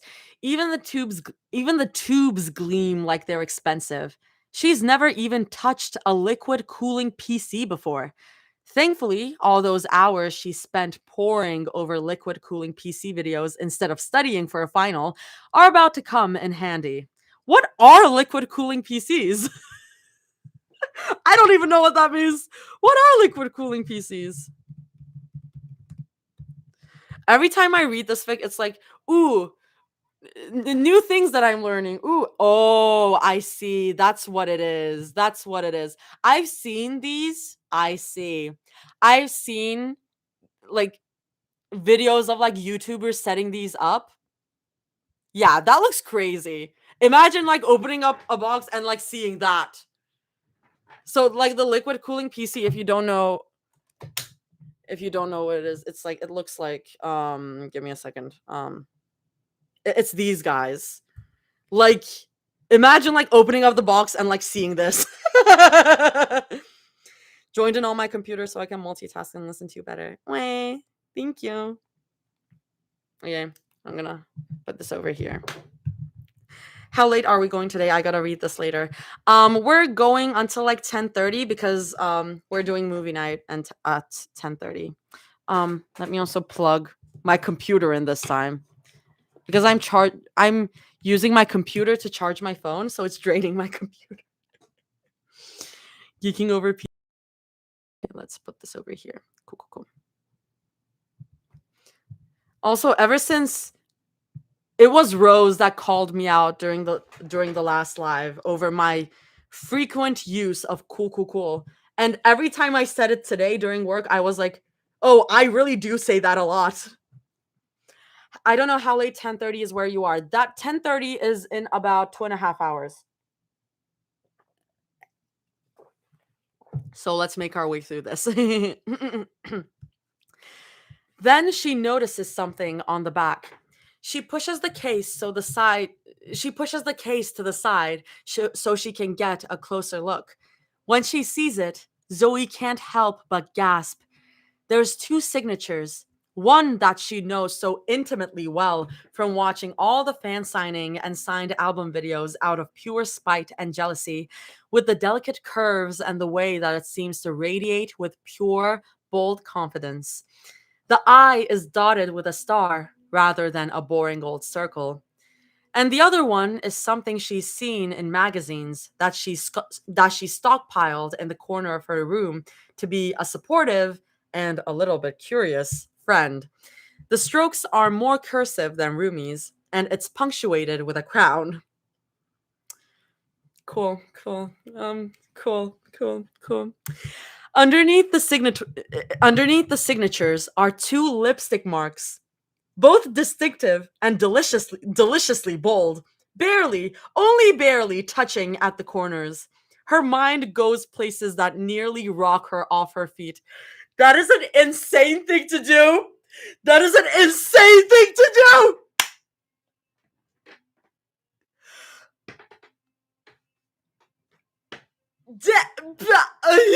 Wait, sorry. It's first of all insane for like Rumi and Mira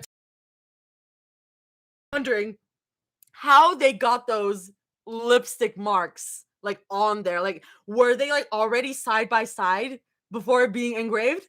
Because I don't care. I'm gonna call that and what is it called? An indirect kiss. I'm gonna call that an indirect kiss, even if it's only their corner section. Rumira indirect kiss. Rumira indirect kiss. Oh, guys, I'm gonna go so crazy. Also, it's getting hot as fuck, so let me put this. I'm just putting on the air. Oh, it 100% counts. Thank you, thank you, thank you. I'm gonna go crazy. I'm gonna go crazy. um, her mind goes to places that nearly rock her off her feet. Actually, I'm gonna put this back here. I liked the angle over here. I knew you'd love this bit. Oh, of course you did. Oh shit. Of course you did. I love talking about Rumira. Um, okay. Zoe glances up at her desk. If she puts this PC where her old one used to be, their signatures will be hidden away from the camera. But Zoe will know that they're there each time she turns her head to drink her water and check her chat. Mira suggested it, Rumi explains, and Zoe doesn't miss the way her voice catches. Zoe is still proud of her for trying. She told me to sign the case, but and that if anyone ever saw it on your stream, that you could just say that you won it from my team. I like the idea, but I also felt a little. Her voice trails off. She's not looking at the screen anymore, and Zoe chuckles under her breath. For someone who spends most of her life performing in front of hundreds of thousands, Rumi always seems to have trouble maintaining eye contact through the phone. Bad? Zoe guesses. You felt bad that it would be leaving her out? I wouldn't say that, but sure, Rumi says defensively. And Zoe giggles some more under her breath. But yeah, I told her to sign and mark it too before we shipped it off. So you wouldn't forget who it's from. She says a little sarcastically. Right, like I have other friends who buy me probably $10,000 PCs out of nowhere, Zoe teases. And Rumi wrinkles her nose at her. Zoe can't help but ask about the other thing. She'd die of curiosity if she didn't ask it now. Did you did you guys see each other when you No, Rumi says quickly. Her breathing is coming up and down a little more rapidly, and Zoe tilts her head. She came into the building while I was at the studio. Didn't have a chance to greet her. I had Bobby relay the plan. Or in other words, it was a deliberate choice on her part, on both their parts, if Zoe thinks about it. That just means that she has more work to do with them tonight, and that's totally fine with her. How hard could it be, Zoe? When I tell you that this is going to be the hardest thing that you'll ever do in your life. But you can do it, girl. You can do it. I believe in you. I believe in you. Polytricks will be real. Guys, this is chapter 9, and there will be 22 chapters of this fic because Jamie is a crazy person. Zoe is in for it. This is not even halfway into the damn fic. This is not even halfway in. Oh god. Rumi clears her throat before the silence can stretch on for any longer. Will you have time to set it up before we play in an hour? She says, squinting at the top of her phone screen to look at the time. Zoe, if you need more time to set it up, I don't mind postponing it or maybe even not going through with it. Hey, you can't back out now, Zoe says, slightly affronted. She grabs her phone from her desk to smile down at Rumi. Besides, I'm a master at these kinds of things. My dad showed me how to connect the TV and fiddle with computers when I was only, like, 9. It'll take me half an hour at most. She scratches the side of her jaw as she thinks about it. Then Zoe muses, almost to herself. I have no idea what to do with my old PC, though. I haven't thrown it out yet because it still feels like a part of the family. Well, if you don't want to throw it out yet, you could always put it in your storage unit, Rumi offers. And Zoe almost snorts at how confidently she seems to think that everyone has a private storage unit. Or you could donate it to someone in need. Oh, good thinking, Zoe says with a bob of her head. Rumi leans to the side with a pickup. Rumi leans to the side to pick up a champagne flute to sip at. Of course she does. I love the champagne and the rosé. Guys, the thing about Rumi and Mira is that they're so similar. They're so similar. They're way more similar than they think, and it makes my brain go crazy. They're my anyway. Rumi leans to the side to pick up a champagne flute to sip at, and Zoe tries not to giggle at the thought of them fulfilling the rich girls and their 10 a.m. wine prophecy. They fully are filling that prophecy, by the way. I could probably give it to my friend to fix. Sorry. I could probably give it to my friend to fix. He's always complaining that he has to go to a PC place to play CSGO with me. Rumi hums into her glass with agreement. Do you play with him a lot? Zoe's heard that edge in her voice before, in K dramas, when she would play the wary, jealous girlfriend because another woman would be trying to scoot in with her on screen boyfriend. She wonders why Rumi's pulling out that tone with her now. What's there to be wary and jealous of? Zoe, I need you to lock in. Zoe, I need you to. I was saying the exact same thing yesterday during the Art of Spoiling Pretty Girls stream. I'm like, Zoe, Zoe, Zoe, Zoe, you need to lock in. Oh my god, hi Jamie. Hi Jamie. Anyways, Zoe, Zoe, please. Uh, what's there to be jealous of? She's so funny. She tells her offhandedly, not really. He's too busy getting ready for his debut with his indie boy group or something. Besides, Genu sucks at CSGO. Bro can't aim straight even if you were 2 feet in front of him. Ruby snorts into her champagne. She has to put it down in the cup holder next to her to keep from laughing, and she snickers. Genu, Genu sucks at playing games? Zoe nods enthusiastically. She puts down her phone on the desk to start moving her old PC off as she exclaims, "He sucks, dude!" is she is she really calling Ryurumi dude? I have to carry him in every single game we play. You'd think he was an old man from the way he keeps mixing up crouch and sprint every 2 minutes. Okay, not too hard on my boy because that's exactly how I play. I'm not good at video games. Rumi cackles hard at that. Zoe pauses to listen to it. She hasn't heard Rumi laugh that hard ever. She feels quietly proud of herself to be the one to get her to laugh like that. Oh my god! Rumi snickers, an evil grin plastered on her face. I'm going to have so much fun watching him lie to me the next time I talk to him and have him tell me that he's the best gamer in his group. You gotta record it for me and send it, Zoe begs. She huffs as she sets the old PC down on the floor. I need to watch him lie through his teeth like a loser.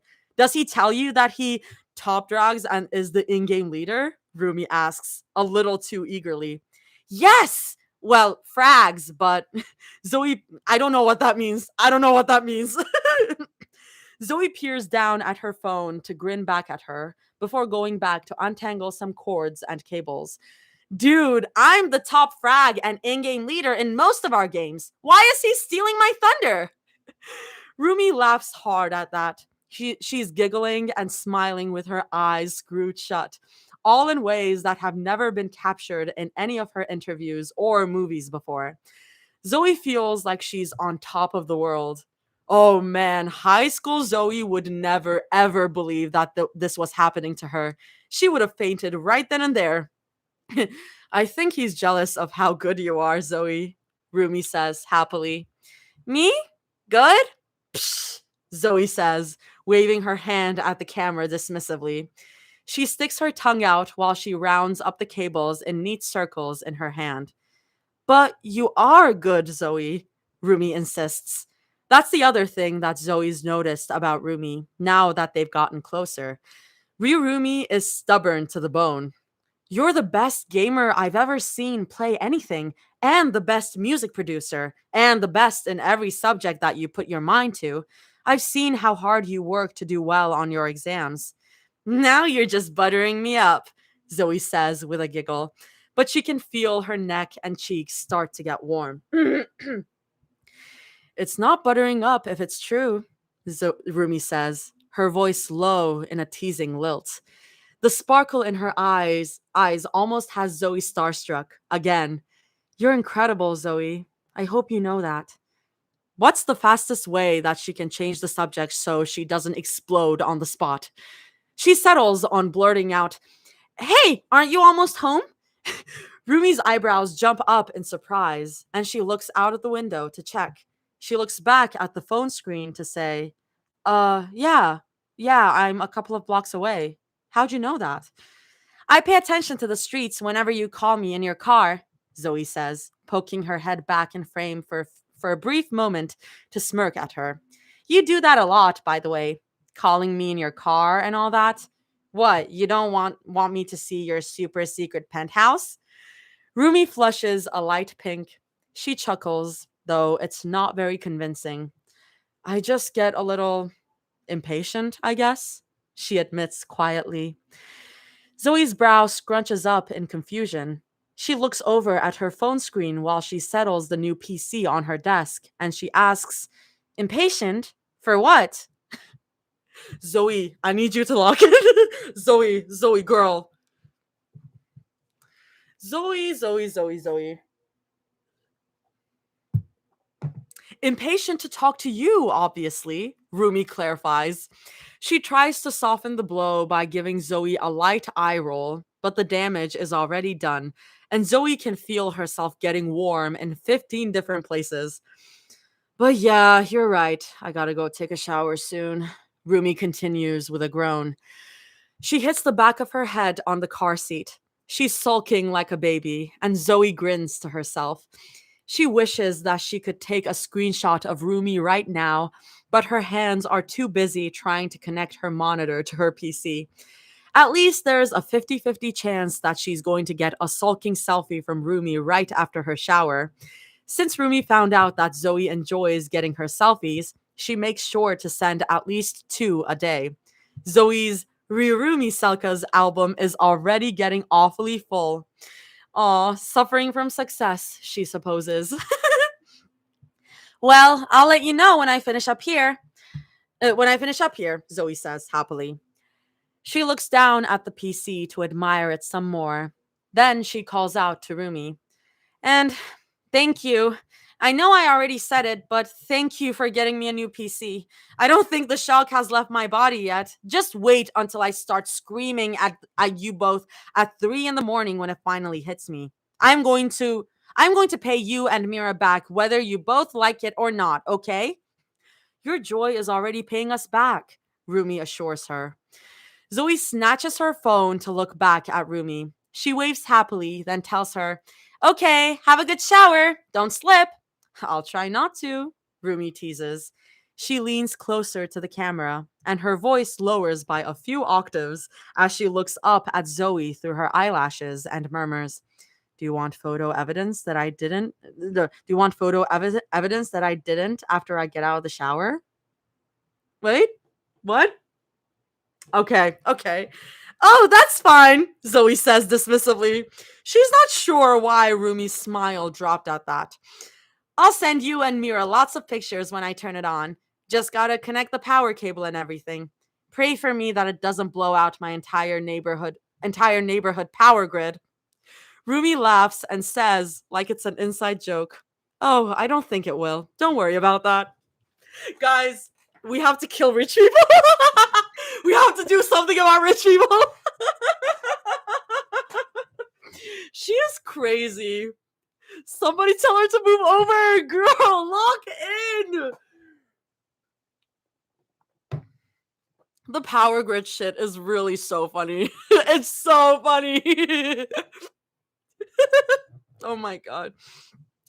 Zoe waves at her with a happy grin. Rumi does too, albeit with more of a subtler, weaker smile, and the call disconnects. Her phone gets tossed haphazardly somewhere on her bed. It's not until she's dusting off her desk and turning on the PC that she realizes that Rumi said all that stuff about the shower to flirt with her, and she just missed her goddamn chance to flirt back. my god! Guys, I'm not gonna lie, that's kind of so real. Like, I need her to lock in. I need her to lock in, but also, she is literally so real. Like, she's like, "Oh, pretty girl flirting with me? Wait, nah, it would never happen." At least she realized early is not better than never, you know? Zoe almost opens the window and runs straight out of it. Girl, she's just like me. It's so funny. But her PC starts to glow and her monitor turns on, and she suddenly has other things to worry about instead. The entire thing starts to glow on her desk, and Zoe prays that she can dim it in the settings somehow. She's going to need hella sunglasses. She's going to need hella sunglasses if she plays with that thing on full force. But at least it isn't RGB. It's a beautiful pink and purple that cycles through the fans and tubes, and it reminds her almost of a lava lamp. They do really look like lava lamps. The blue outer case looks wonderful with the undertone shades. Wait, is that a pattern reference? That is a pattern reference. Wait. I think. I'm guessing. Yeah. Polytrix colors. Polytrix colors. I love that we just deemed them Polytrix colors. It's very funny. um Zoe opens the glass door again to wipe down any debris with a microfiber cloth, just out of reflex from all the times she had to undust her old PC. Her fingers catch on something underneath the GPU. Zoe puts down her cloth to grip on it. It might be a sticker or leftover, but then again, it feels too firm. She gives it a gentle tug. It comes loose, and out comes a small blue card. The logo in the center almost make her jump. It's Cartier. Zoe just talked to Mira about how good their earrings looked a couple days ago. Zoe turns it over. Her full name is engraved on the card itself, but underneath is a sticky note with Mira's handwriting. Enjoy having new earrings. I know how much you like them. Plus, found out about the power grid. You didn't think I'd be outdone by Rumi, did you? Guys, oh no. Zoe frowns. What power grid? Oh no. Oh, guys, Mira is evil. Mira is like evilly cackling to herself. Oh no. Oh, she sits down in her chair and looks up the website on her phone. She gets a face full of jewelry on the front page with prices that make her eyes bulge out of their sockets. She chooses not to stare at the prices for too long for her own mental health and clicks on the tab about their gift cards instead. Zoe inputs her gift card number. Her phone loads. It freezes. I saw this. I saw this on Twitter. And next to her gift card balance is a very small, very brief infinity symbol. That's weird, Zoe mumbles to herself. I saw that on Twitter. That is so good. It's such a good bit. It's so good. It's oh god. Infinity, sure, why the hell not? Guys, we have to kill rich people.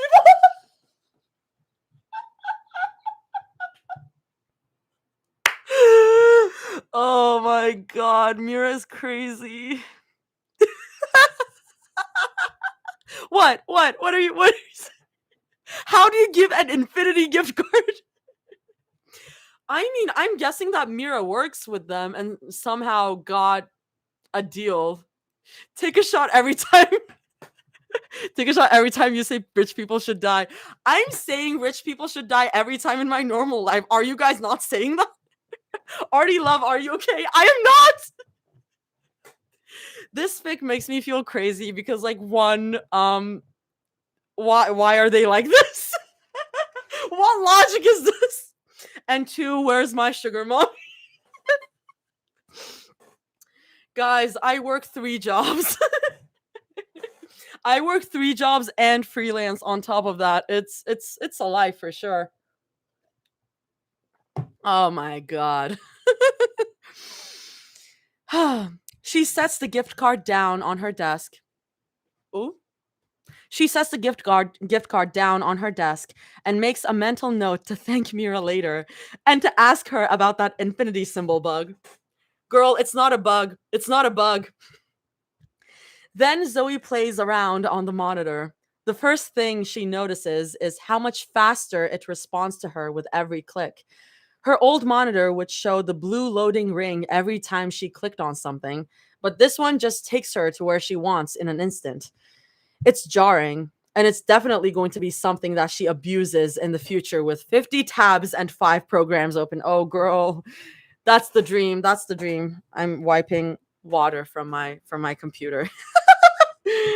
um God. She sets up her account, downloads all the essentials like her music streaming apps and Steam and Stardew Valley and of course Minecraft. Her streaming essentials come next, and then other random apps that come to mind. Each program that she downloads, even the big ones that RDR2, take only a couple of minutes at most. Her eyes nearly bulge out of her head when she realizes that she has 100 terabytes of storage. That's at least 500 Assassin's Creed games. 100 terabytes. I'm doing the math. That's 10,000. No, wait. Because 1 terabyte is 1,000 gigabyte. That's 100,000 gigabytes. That's 100,000 gigabytes. That's 100,000 gigabytes. Holy shit! That's like 167 iPhones. Oh my god. Zoe can't believe she's been missing out on this her whole entire life. What if she can never go back to her broke college roots and touch a mid PC? Are Mira and Rumi infecting her? What's next? She's gonna go to school with a Gucci bag? The thought makes her chuckle to herself. As if. While she waits for the bigger programs to download, Zoe continues to work on the friendship bracelets on her desk. She shines her lamp right down onto the bracelets as she works on weaving them together. They aren't perfect by any means, but at least they seem to be coming together. Primarily pink for Mira, of course, and purple for Rumi, and blue for her, but she makes sure to strand in all three of their colors to their bracelets, even if she's sweating and needing to start over every couple of minutes to make sure that they're intertwined right. Wiping her forehead with the back of her hand, Zoe leans back in her chair to admire her handiwork. They're as good as they're gonna get. Each piece of yarn is intertwined perfectly with each of the other colors. Her bracelet is more shoddily made, but that's only because she wanted to make sure that Rumi and Mira's bracelets were beyond perfect, and hers could stand to have less effort than theirs. Still, the three of them seem to go well together. Zoe bounces in her chair with excitement. She can't wait to see them take pictures with the bracelets on them when they get them in the mail. She can't wait to meet the two of them together after they make up playing Minecraft and they put their hands in together so she could soft launch them on her. She shakes that thought away. Girl, if only it was that easy, girl. Then as the thought falls away, Zoe's smile drops. What if they don't like them? They're an international superstar and a daughter of one of the richest families in Korea. Why would they ever want to wear bracelets with yarn and twine from Michael's for 13 bucks? Zoe sucks in a deep breath and tries to shake the creeping thoughts away. She'll be fine if they end up throwing her bracelets in the trash. Really, she'll be fine. She just wants to show them that she's doing her best to catch up to their world, that she's trying her damn hardest to show Mira and Rumi, women who have everything, that she could give them something. When, girl, it's okay. It's okay. You're doing it. Don't worry. Her phone pings. She practically nosedives for it, eager to check if it's Rumi or Mira or both in the group chat telling her that they're almost ready to get on Minecraft. But then she makes a face. It's just Jinu. God forbid the annoying best friend wants to check out. God forbid Jinu wants to check out. He's asking her how her day's been, and Zoe considers just sending him an explosion gift to make him go away when she realizes that she does, indeed, need him for something. She calls him, her hand tapping on the desk. He picks up on the third ring. "What do you want?" he asks tiredly. I can't call you just to say hi?" she asks, insulted. Ginu doesn't say anything. Zoe melts into her chair and sulks, and she hears him chuckle on the other end. "Just tell me," he says nonchalantly, and she can hear the distinct sounds of his group mates talking somewhere in the background. They must be in the studio. "Whatever it is, it can't be as bad as that time you asked me to sneak you into a concert." "Hey, to be fair, people were saying that Ryurumi was going to be a surprise guest," she hisses into the phone. It feels weird saying it now, when the woman she tried sneaking into a big concert for had just been on the phone with her half an hour ago. "Yeah, yeah," Ginu says in that stuck-up tone that he uses when he wants to make fun of Zoe. Zoe wishes he was there so she could choke him. When are you coming back to California?" she asks as innocently as possible. Ginu pauses. It's either to think about it or to consider her intentions, or both. He relents in the end, and he answers. "Wednesday night. We're only there for 3 days to perform at a small venue for publicity. Don't worry, we'll have time to play something. And yeah, yeah, I'll remember to bring you the Beauty of Joseon sunscreen again." "Thanks, but I wasn't asking for that," Zoe insists. "Then what?" he asks, mighty suspiciously. Zoe cuts to the chase. "Do you think you can give Rumi and Mira a letter and a bracelet when you get back to Korea?" Jinu goes quiet. He yells something. He yells something at his group mates in Korean. Then she hears him walk over somewhere more quiet. Then he asks in disbelief, "Why am I your errand boy?" "Because you're friends with them both," Zoe insists. "And after the whole thing with the new PC, they got me almost getting lost in transit." "They got you a new PC?" Ginu asks incredulously. His voice is getting higher by the second. What happened to them not acting like your sugar mommies?" "They're acting like my friends because they are my friends," Zoe tells him patiently. She flicks a pen over and over on her desk.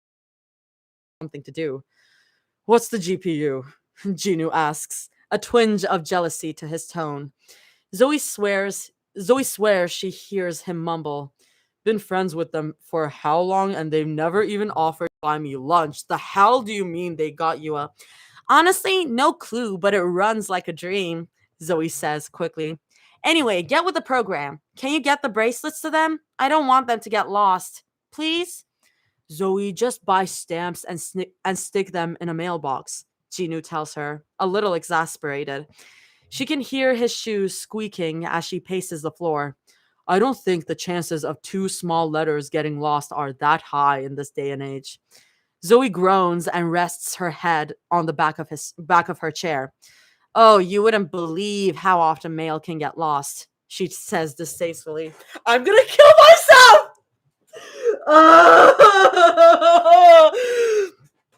Did I ever tell you that I had a pen pal when I was a kid? Never responded to my letters, but lately I've been wondering if it's because they got lost or if they gave me the wrong address. I mean, they replied to my first 3 letters, but then poof, no more. It's like everyone at the mail place got tired of me. We have to kill the Kong family. We have to kill them all. We have to kill the Kong family.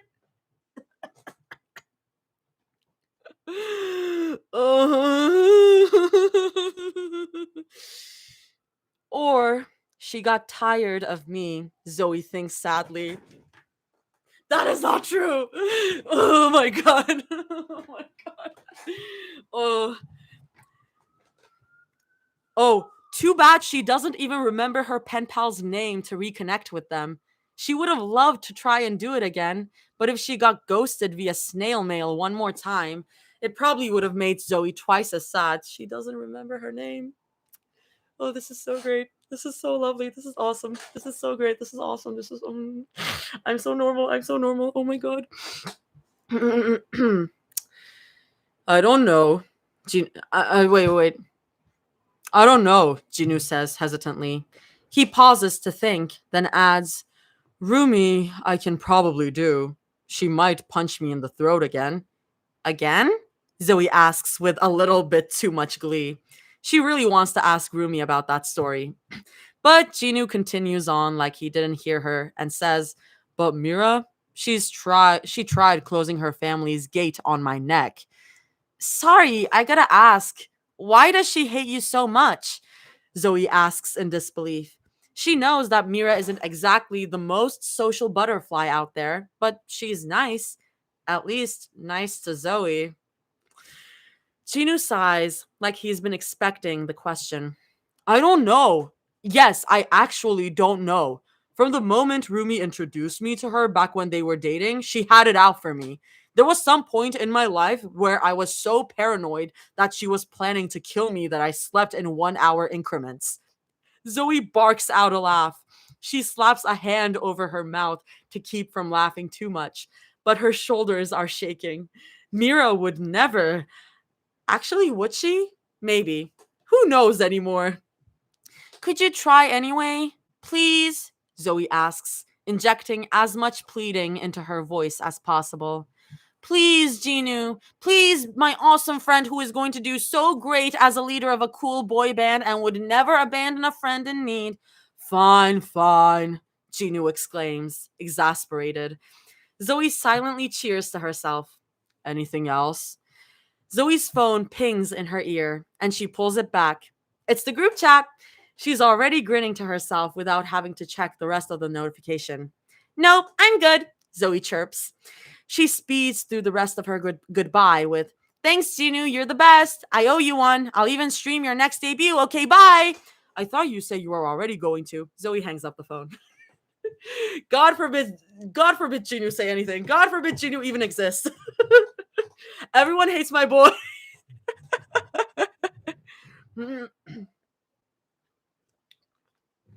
If Jamie doesn't have Mira tell Zoe soon, I'm gonna lose it. I mean, we'll see. We'll see. I'm gonna check something real quick. Also, this might be a little break for me. Okay, cool. Jamie, please! Jamie, please! I'm hoping it's next chapter if she gets deja vu from being in the hospital with her, if Mira visits.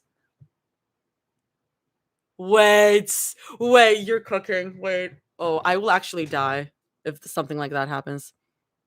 Miscommunication gotta be the bane of my fanfic existence. No, like literally. Miscommunication. I love annoying little brother Ginu. Me too. Girl, me too. Like, what the fuck? Move over, Zoe. I call next. Honestly, me. I love streamer Zoe so much. No spoilers. Teehee. I fucking see you. When I get you. When I fucking get you. I'm just kidding. I'm kidding. This is great. I'm having so much fun. Yeah, I'm like shooting myself metaphorically in the head right now. But it's fine. It's literally fine. Gino 100 times better than me. I really like Gino. Okay. With that out of the way, they're so mean to Gino. Okay. With that out of the way, Zoe cracks her knuckles and neck and wiggles her fingers. It's time to head to the mines for her. The notifications in the group chat are brief. It's just Mira and Rumi telling her that they'll be getting on their PC soon, and Zoe sends them a happy face and a thumbs up. At least they aren't at each other's throats yet, which is always a good sign. Yet is the key word there. Jesus Christ. Zoe port forwards a server for them to use. She's done it so many times in the past that she doesn't have to search for a refresher anymore. She sends instructions to the both of them and then adds them both to a Discord group chat. Rumi with her teddy bear icon, Barry the bear if she remembers right, and Mira with Joe the giraffe. Of course, Mira is a giraffe. She calls the group chat. It's the easiest way for them to communicate while they play. Plus, she really wants to see their beautiful faces on her monitor. Is that a crime? Zoe enters the world first. She pings them both in their newly created group chat with exclamation marks, then calls them both. She keeps her. She's only a microsecond away from making a funny face at the camera when Mira joins the call second. Wearing weird earphones and a pair of blocky glasses. She looks like a sexy nerd, like the girl from one of Zoe's awakenings, Jennifer's Body or something like that. Zoe, you're so funny. Oh my god. I mean, who could blame her? Who could blame her? It almost gives her a heart attack, but I see it. I see the connection. I see the connection. Megan Fox. Megan Fox, baby. Mira with glasses, though. Oh, yeah.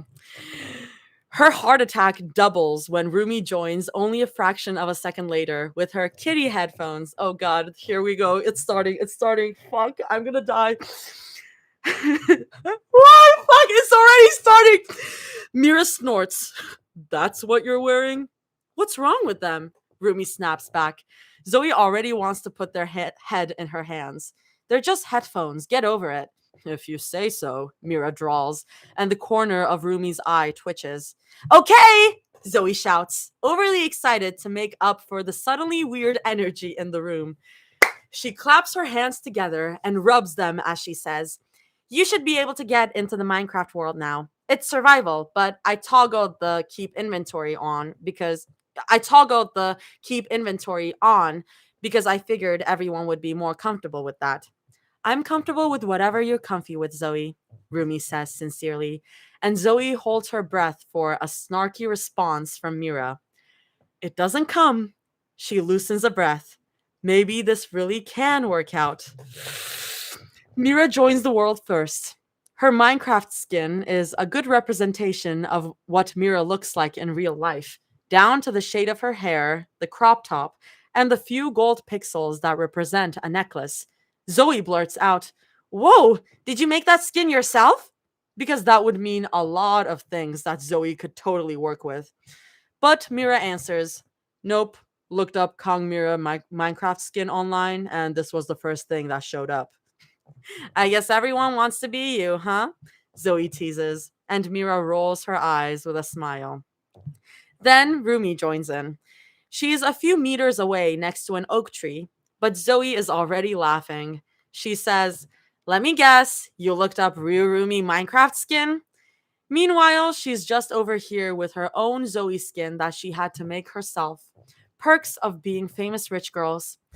Maybe, Rumi grumbles, hiding her neck in her hoodie. Zoe laughs about it a little bit more.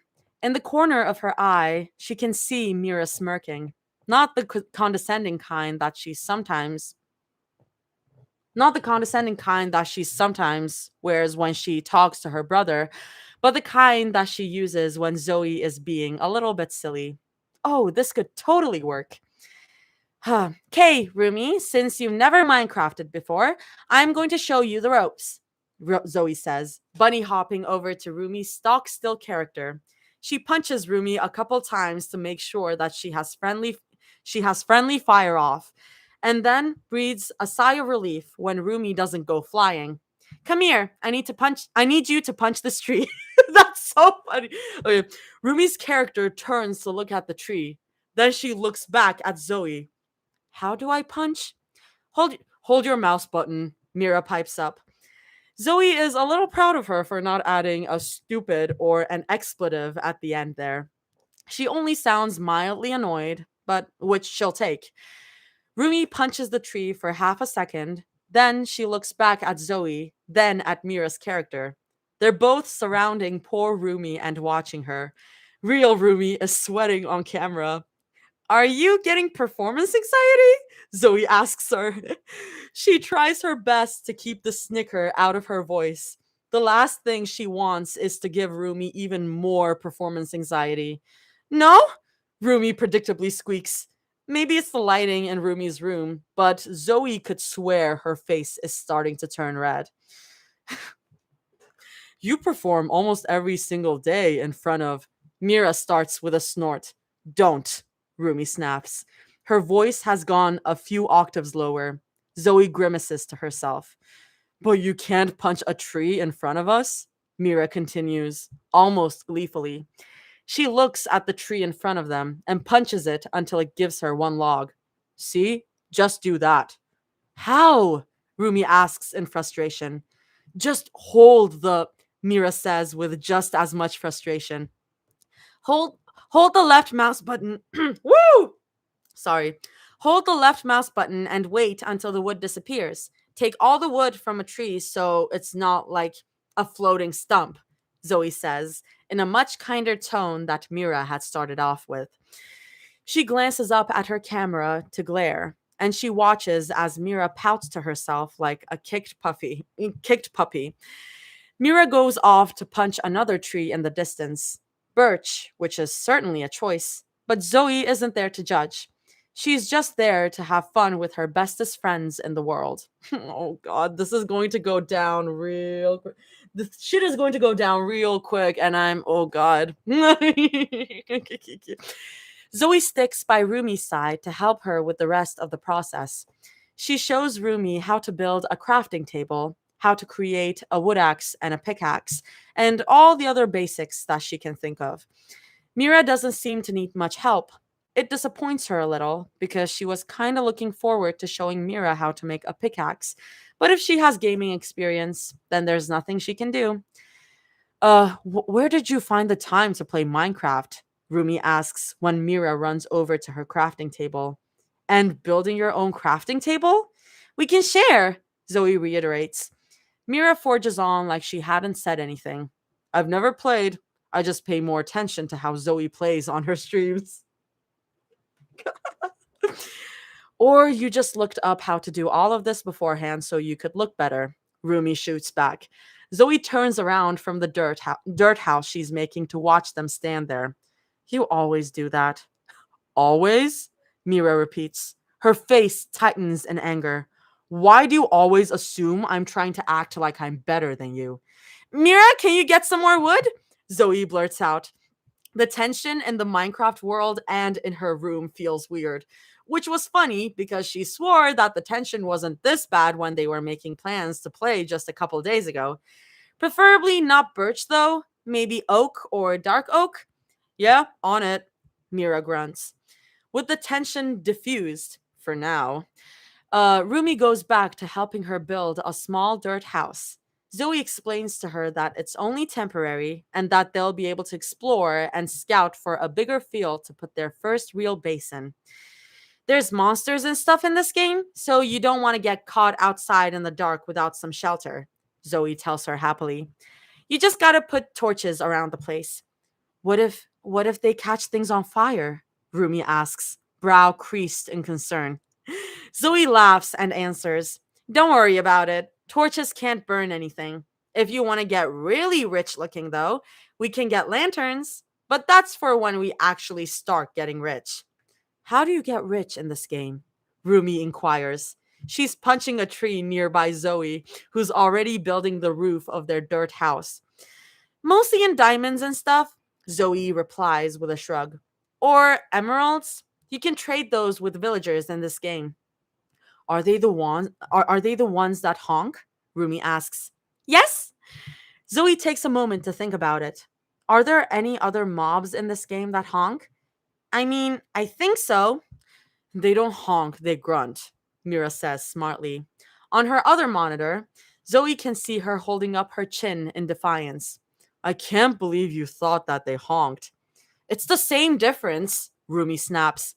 Zoe senses the rising tension.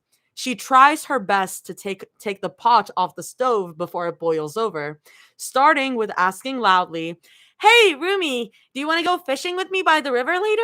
I can probably kill some spiders tonight for the string. Oh, I'd love to, Rumi says with a blink. She beams at Zoe, and Zoe presses her lips together to keep from smiling too hard. Having Rumi's approval will never get old. Mira coughs into her fist. Well, since you still need to get the string, want me to help you kill some spiders? She asks levelly. Rumi snorts, and Mira shoots the camera a nasty look. Zoe pretends not to notice the exchange as she answers. Oh, that would be nice. I could craft some stone swords before nightfall. Oh, maybe even iron swords if we're lucky. I saw a small cave by the river. We can go down there together if you want, Mira says with a nonchalant shrug. She opens the oak door to the dirt house and checks the contents of the chest that Zoe just put down. Rumi can stay here and decorate or whatever while we find some iron. Hey, why can't I come? Rumi asks, insult written all over her face. Mira coolly answers as she shuts the chest. Because you'll probably die in 2 seconds in, or you'll hide behind me and Zoe the entire time. I am not scared of a stupid cave, Mira, Rumi seethes. You're scared of everything, Mira insists. And Zoe doesn't like the way that her face can be angry way. And whenever you're scared of something, you run. How is that going to help us with getting iron? You'll be a liability. Okay, I don't think we're talking about Minecraft anymore. Guys, I don't think we're talking about Minecraft anymore. I'm gonna die. I'm gonna die. Oh god. Mira, calm down. Mira, calm down. Oof. You'll be a liability. A liability? That's how you see me? Rumi asks, her voice quiet, but contumacious? What the hell is that word? I've never heard that name, that word before. Contumacious? Oh my god, I see. Of course they will use like SAT words like that. Oh my god. I've been the one patching up all your stupid mistakes because you can't see through your impulses. So if anyone is a liability, it's oh, look, the sun is coming down, Zoe says, stepping outside to check. Oh, by the way, contumacious apparently means stubborn. It's just a fancy way to say stubborn. Rumi, you're so funny. The pixelated sun is indeed starting to slowly drop down on the horizon. How about we stay indoors and just make a makeshift strip mine in the corner? And Mira can stay up here and make charcoal torches and pass them down to us while we mine. How come I have to? Mira complains.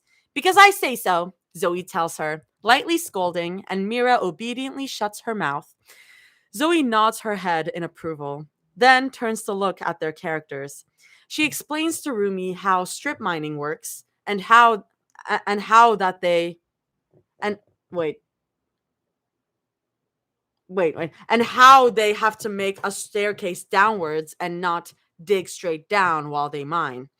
She shows Rumi how to make a bow by the crafting table, and Mira grumbles to herself while she lights up their dual furnaces with some more charcoal. The next half hour is, well, Zoe wouldn't call it blissful, but it's as close to peace as she can manage. Neither Mira nor Rumi speak to each other unless Zoe says something first, and their characters are never in the same room together unless it's to drop things off in their chest or use the crafting table.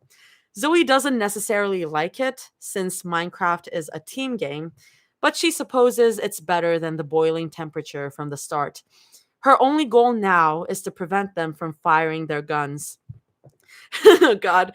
When the sun rises for the second time, Zoe sends them a link to a jam playlist so that they can listen to music together. All of the songs she picked from the playlist are happier, poppier ones that she hopes will put the two of them in a better mood than now. And sure, maybe half are love songs, but love songs are happy, and that's the only reason why they're here. Oh, Zoe. Oh, girl. She's not sure how they feel about the playlist, though. The two of them go eerily quiet when the music starts to play, but Zoe just hopes that it's because they're concentrating on doing their respective task and because they love listening to the music. Though Mira does skip a particular love song, a waltzy one, and she deadpans. Oops, didn't mean to skip. But Zoe doesn't miss the way that Rumi's lips press together in what almost looks like relief. As promised, Zoe stays outside on the third night to slay some spiders for their string. Mira somehow found out how to craft a shield, and she makes sure to defend Zoe from any stray arrow from skeletons as she swipes her sword at every monster in their path. Rumi joins closer to the end with a sword she crafted on her own, which Zoe makes sure to commend her for. Mira doesn't say anything about it. Rumi having a sword is really cute. That's really cute. But it's the fourth day that starts to pose a problem. It's just small things that Zoe has to patch up, like putting duct tape on holes in a boat. That she can manage, she thinks. Like when she shivers and Mira asks her, "Hey, are you okay?" And Zoe assures them both that she's just a little cold, and Rumi answers with, "You can always have my hoodie, Zoe," which makes Mira's face contort so hard into disgust that Zoe opens her mouth to redirect the conversation. Or when they get on the topic of social media somehow, and Rumi snarls, "She's not innocent. She knows my emoji is a purple heart, and she." Oh my god. Or the time Mira calls Rumi a narcissist for having a Rolls Royce in her garage because she has this because she has the same initials as the brand and exclaims, "You don't even drive it." That's the shit that they fight about is so funny, and I'm like, fucking rich people. There are a few of the many crises that Zoe keeps having to patch up, and she's fine with that. She shows the two of them how to use boats and fish. She changes their music to nice old country music, but she forces them to sing along with her. It breaks the tension enough that it has the three of them laughing while they fish, but it's also not enough to stop the hairs on the back of her neck from standing on end from unease. There's a bomb waiting to go off, and Zoe knows it. Get it? Get it? Get it? Because Hitchcock's bomb. Get it? Get it? Get it? Oh, cool. But still, she continues on and pretends it isn't there. She's optimistic that she can find a way to diffuse it before it hurts any of them. Zoe enlists their help in making a small patch of farmland for their crops and a small barn for their animals. She makes them lure some chickens, cows, sheep, and pigs, and it takes an entire day for them to wrangle them all in the correct fenced areas. Rumi and Mira bite at each other about how they keep putting them in the wrong fences, but Zoe just tells them to knock it off. During a trip to the cave, Zoe asks them about how much she wishes she had a labubu. No, not you too, Zoe. Not you too. I'm just kidding. You can have a labubu. I don't like internet trends that much. I'm gonna come. Okay, this is better. Allah, what? Mira asks incredulously. A labubu, Rumi says offhandedly, and she turns her nose up at Mira like she can't believe she didn't know that. I got a few of them as gifts during my tour last year. They're so ugly that they're cute, Zoe gushes as she mines an iron vein. Once again, she ignores the slightly venomous aftertaste of their words to each other. Do you have the secret labubu? Rumi nods with her lips pressed together in a coy smile. I'm jealous, Zoe groans. I could buy you a box set if you want, Rumi says eagerly. There's a blue one that reminds me of you. I can keep sending you the boxes until you get it. What? No way. Zoe waves her hand dismissively and laughs. Don't get me one. Even just one labubu is way too much. I'll just admire them from here. Or you can send me pics of your labubus. Or I can buy you a box right now, Zumi, Mira says quickly. Rumi throws her a nasty look, but Mira just continues. I can get it for free. I probably have connections with the company, so it's not like I'll be spending anything on you. That does sound tempting. Zoe chews on her bottom lip. Well, or I can get you a Rumi inspired Labubu since my company is getting a collaboration with them, Rumi blurts out. Mira glances up from her screen to glare at the camera, but Rumi doesn't seem to notice her either. I just now the Rumi Labubu that I saw that the Bobby roleplay account tweeted makes more sense. It more, I can't believe they're fighting. The reason they start to fight is because of fucking Labubus. That is so like them.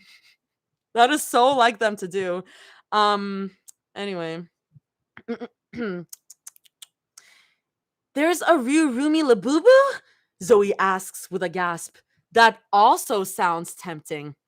I can get you 5 box sets for free if you really want, Zoe, Mira says, her voice steely. And anything else from the company that you want. I heard that the Peach Riot stuff is popular. Do you like them? I can give you the Crybaby figurines, Rumi asks, and Zoe's head is getting dizzy from looking back and forth between their characters in the cave. They aren't even mining anymore. I can get you a customized Crybaby.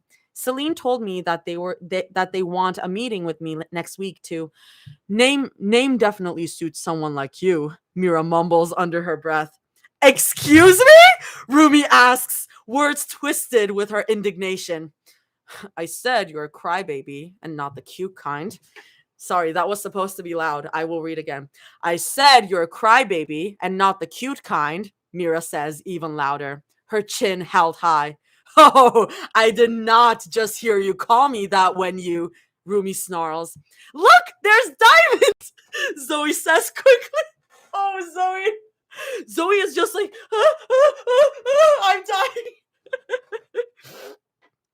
The accounts are here? Oh god, this is basically the the like dono fight that they had on Twitch in like chapter, what was it, 2, but now in Minecraft form. Two different Rumira fights going on, like literally the guys are fighting. Oh god, but that it is just like them to like fight about something. I'm fighting about something else. Guys, Rumira is rotting. Toxic Rumira is rotting my brain. It is rotting my brain. Jamie, you did this. It's so bad. It's so bad. God. Then Zoe takes them exploring in the west to see if there's any villages nearby. There aren't, but they do find some interesting biomes on the way. Mira particularly likes the swamp biome and the frogs that they have, and Rumi seems to really like the flower fields. Zoe makes sure to take a few flowers home to decorate their dirt house. Once we get more comfy playing this game, we can try downloading some mods, Zoe says happily as she leads them back home. They don't know how to read the coordinates yet, but she does.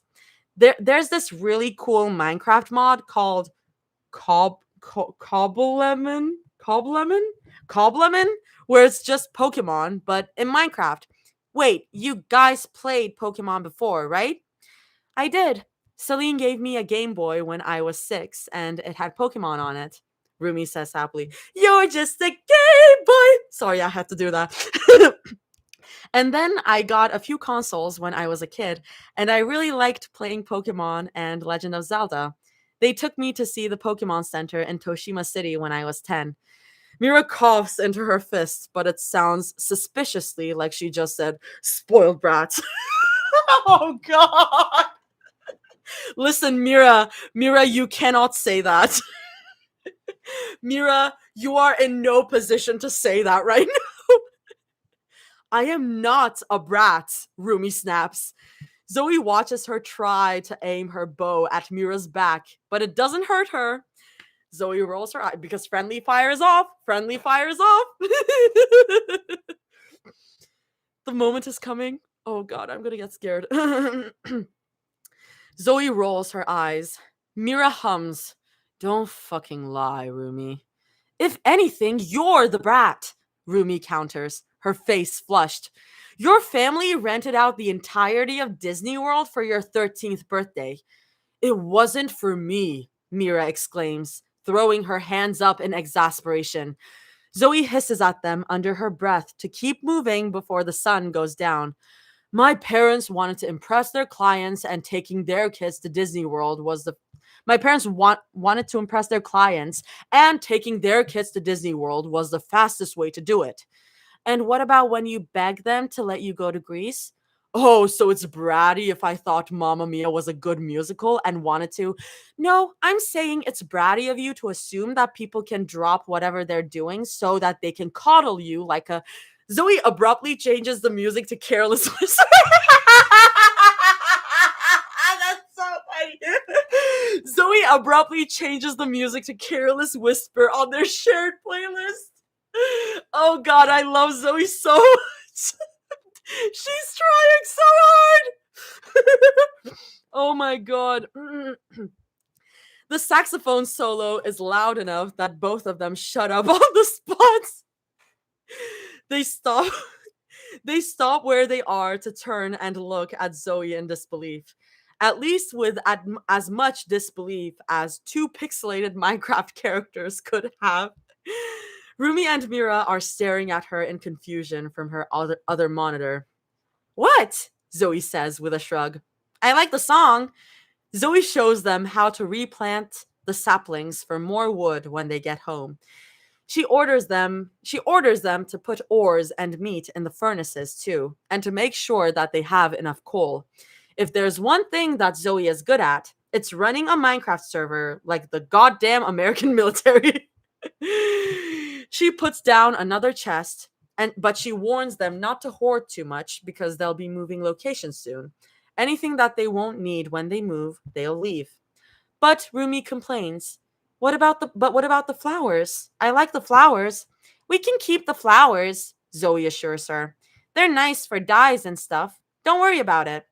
There's a lot of stuff in the chest, though, Mira muses, the corners of her lips turning up in a wicked smile. Zoe is already sighing. I bet we'll have to leave them anyway, to make room for the stuff that we actually need. What's with you and the flowers? Rumi shoots. She's placing the flowers for her brief expedition in the chest. They're pretty, and we need more color around the place, and stop taking the flowers out of the chest. Mira, put them back in, Zoe says like a tired parent. Mira grumbles. She does what's asked of her though, and Zoe goes back to crafting some more pickaxes at the crafting table. Then Mira mumbles under her breath.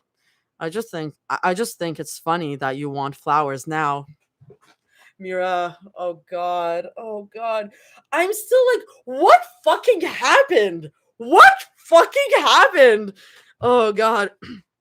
What's that supposed to mean? Rumi asks, a razor edge to her words. It means that you always lectured me whenever I'd get you some, even it was a tiny daisy, Mira snaps.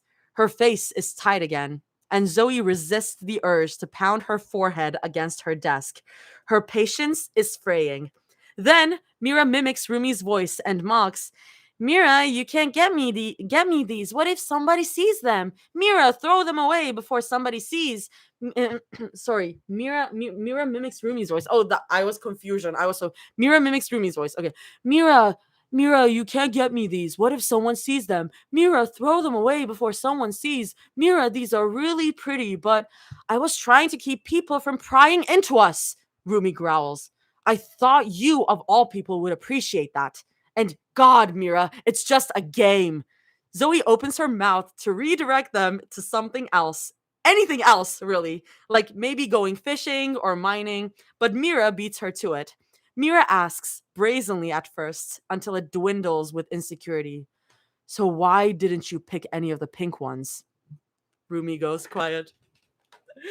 Oh god. Zoe turns around to open the chest to see. She's right.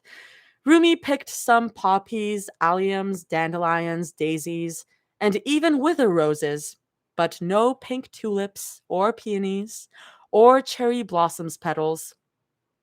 Zoe croaks out, Mira, if you want me to go back and get some pink flowers for the house, it's fine, Mira says dismissively.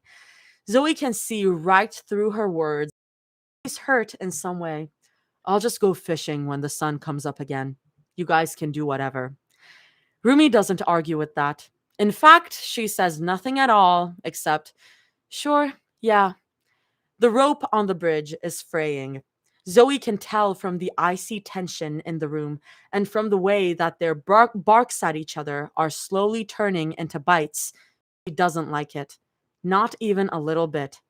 But she also desperately wants to stay positive because she can't lose hope for them now. She has about an hour left until she needs to get off the game to sleep.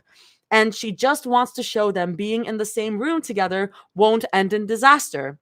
She just wishes that they'd work with her more. Getting them to be civil feels like pulling teeth. But at least they never direct their scorn towards Zoe. They're cordial with her, gentle even. Whenever Zoe asks them about their days or random questions about their favorite superheroes and what they like to do during their off days, they're more than happy to go wherever Zoe tells them to go, and they drop whatever they're doing to get the materials that Zoe voices out loud. It's just that they never extend that sort of cordiality to each other. Not once. Not even when Zoe tries to get them to to say normal, not bitey things to each other. At some point, they start to notice, oh my god, she starts speaking. Okay. At some point, they start to notice that Zoe keeps interrupting their back and forths to one another. The corner of her screen informs her that Rumi just fell to her death in a ravine. Zoe stifles a laugh, and Mira says, sounding sarcastic even when Zoe can't understand her, trop tête, trop tête est, oh my god, my French is so, trop tête en l'air pour remarquer la chute. Okay, trop tête en l'air, trop tête en l'air pour remarquer la chute. I'm gonna need to translate this. French? Probably French. It sounds hot at least. The French. Si tu t'approches, je t'aiderai à voir à quoi ressemble le fond. Oh, that's Rumi. That's Rumi. Okay, I'm gonna have to translate this. I'm gonna have to translate this. Give me a sec. Give me a sec. Okay, Mira says, where's the French? Where's French? The shit that I have to do. Okay. Okay, Mira says, too absent-minded to notice the fall. And then Rumi says, si tu t'approches, je t'aiderai à voir à quoi ressemble le fond, Rumi snaps. And I'm translating that right now. Give me a sec. If you come closer, I will help you see what the bottom looks like. Nice. Mira raises her eyebrow. She huffs out an amused laugh, and Zoe stops what she's doing to watch them. Oh, ma tigresse fait zégrif, she drawls, and Rumi stiffens to all hell. J'allais ramasser pour toi, mais je devrais peut-être garder les items, whatever. Oh my god, I'm sorry. I took French for like 6 years in high school, and it's all gone. It's all gone. Oh, my tigress is sharpening her claws, she drawls. I was going to pick them up for you, but maybe I should keep the items.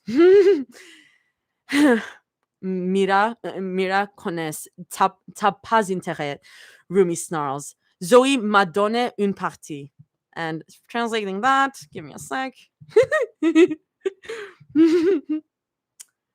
Look, bitch, you better not, Rumi snarls.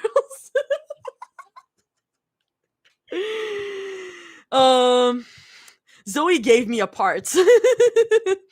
Mira rolls her eyes. Viens le récupérer toi-même si précieuse, tigresse. I love that she calls her tigress. That is so good. That is so good. Come and get it yourself if it's so precious, tigress. Zoe perks up at her name just as much as she stiffens at the warning in their tones. She knows it's bad when she can't even appreciate how hot they both sound speaking French anymore. They're fighting and flirting at the same time, which is the best way to do it. Okay, this is so good, guys. Guys, this is so good. And they must think that Zoe is stupid if they don't realize that she can tell how haughty their words sound to one another, even when she can't understand them. They must really think she's stupid when they start to ask Zoe what she would prefer as a gift in the future. If she would prefer more Wagyu beef or a Vivienne Westwood bag or a brand new PlayStation or a new car. They keep trying to one up each other, and Zoe is caught right in the middle of a feud that she wants no part in. It fuels the whispers in the back of her ear, that insecure part of her, the one that snowballs more and more each time they keep fighting in front of her like they don't even see her. Like they don't even see her. Zoe can't get them to stop when she forces them to work together to help breed the sheep for more wool. She can't even get them She can't even get them to agree to placing all three of their bets together at night. There's no compromise with them when she tries to ask them to protect each other while they fight some Endermen at night to try and nab some Ender pearls, and they both keep dying and respawning at their dirt house. Oh god, they won't stop blaming each other for everything. They blame each other when they forget to plant new saplings. They point fingers when the chickens accidentally escape their small coop. And they shout and insult one another every time they die to stupid things like fall damage when the other wasn't even around. How is Zoe supposed to put them back together when they won't even listen? The bridge is snapping apart. Zoe keeps her grip on the ropes as tight as she can, even when her hands are starting to burn and bruise. She glances at the clock on her other monitor. She has about 20 minutes before her dad is going to start yelling at her to get off her game and go to bed. A quick look at the chest makes her beam, and her shoulders sag with relief.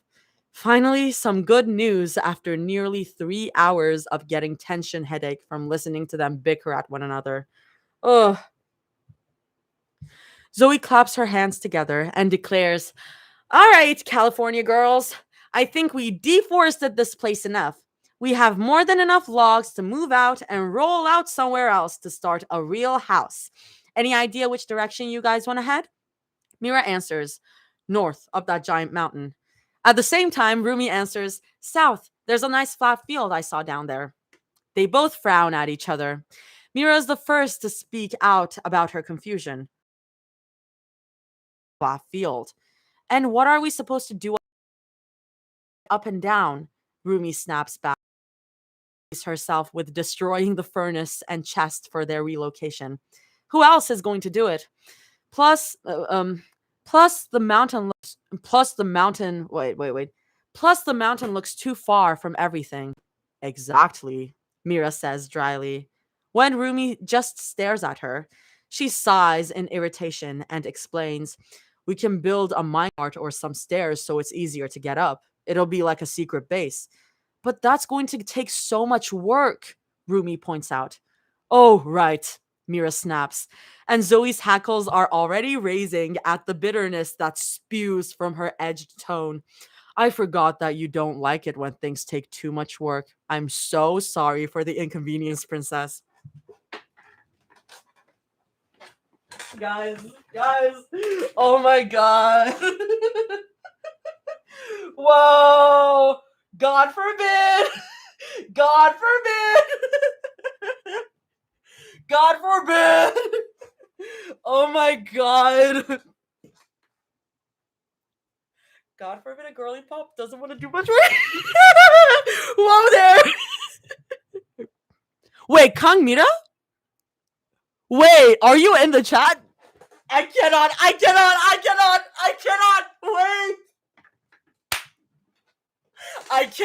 I cannot with this. Artie, are you okay? No, I'm not okay, Red! What do you expect me? What do you expect me to feel like? Wait, what the hell is going on Twitter? I checked Twitter and I have 9 notifications. Fuck. Guys. Guys. Okay, I see why this happened. I see. Oh, wow. Lauren and Jamie retweeted that. Cool. Cool. Cool. Cool. We got the RP accounts.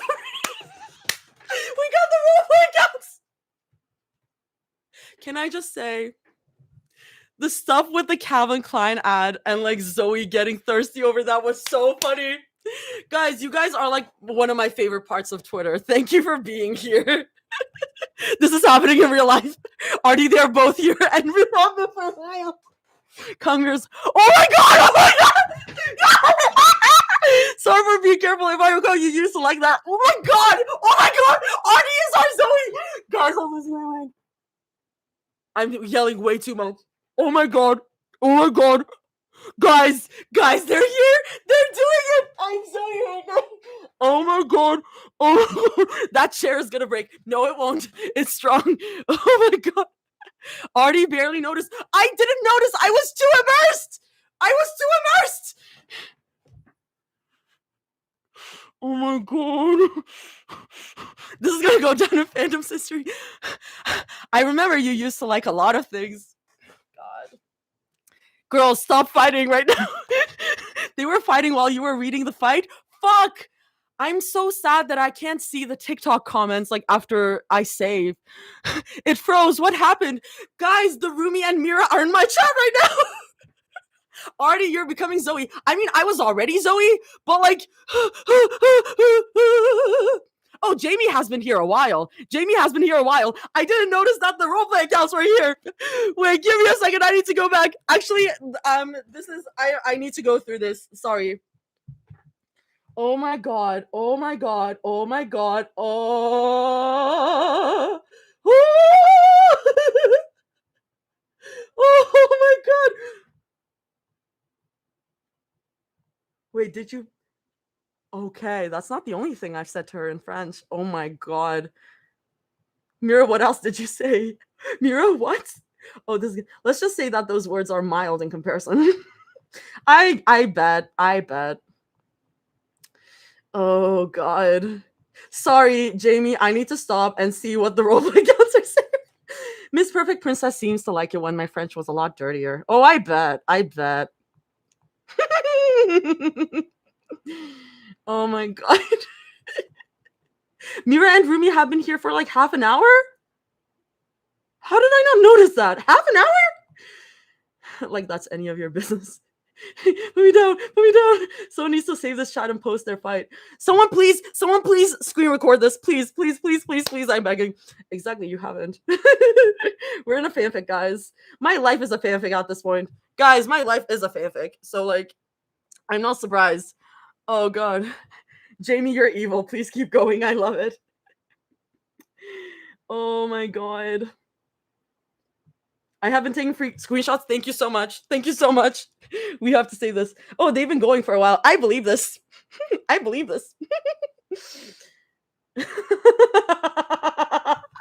What, keeping up with my life now? I'm just gonna take my water and chill as y'all do your bickering, your gay little bickering. Artie, I can push movie night back if you need. Red, I don't want you to do that for this. Your face is plastered over every freaking billboard. Red, let's see what happens. You are free to start the movie night whenever you want. You can start at 10:30, but I might join in late. It's fine. I've seen that movie a lot of times. I feel like that one commenter that always screamed, "It should have been me, bruh." Guys, I am living the life. Hey, put me back. What, a nightmare for you, huh? Jamie, we should get another snippet and get Ivy's live reaction. If I get put in a Jamie fic, I might actually die. The girlies are fine. I wonder how much further back I can go. The first one I saw, the first comment that I see is Mira being like, "That's not the only thing I've said to her in French." That's the first thing I can see. Gotta finish the chapter. I gotta finish the chapter, but y'all are interrupting me. Guys, I can't believe we get to experience this for free. This is great. I'm having so much fun.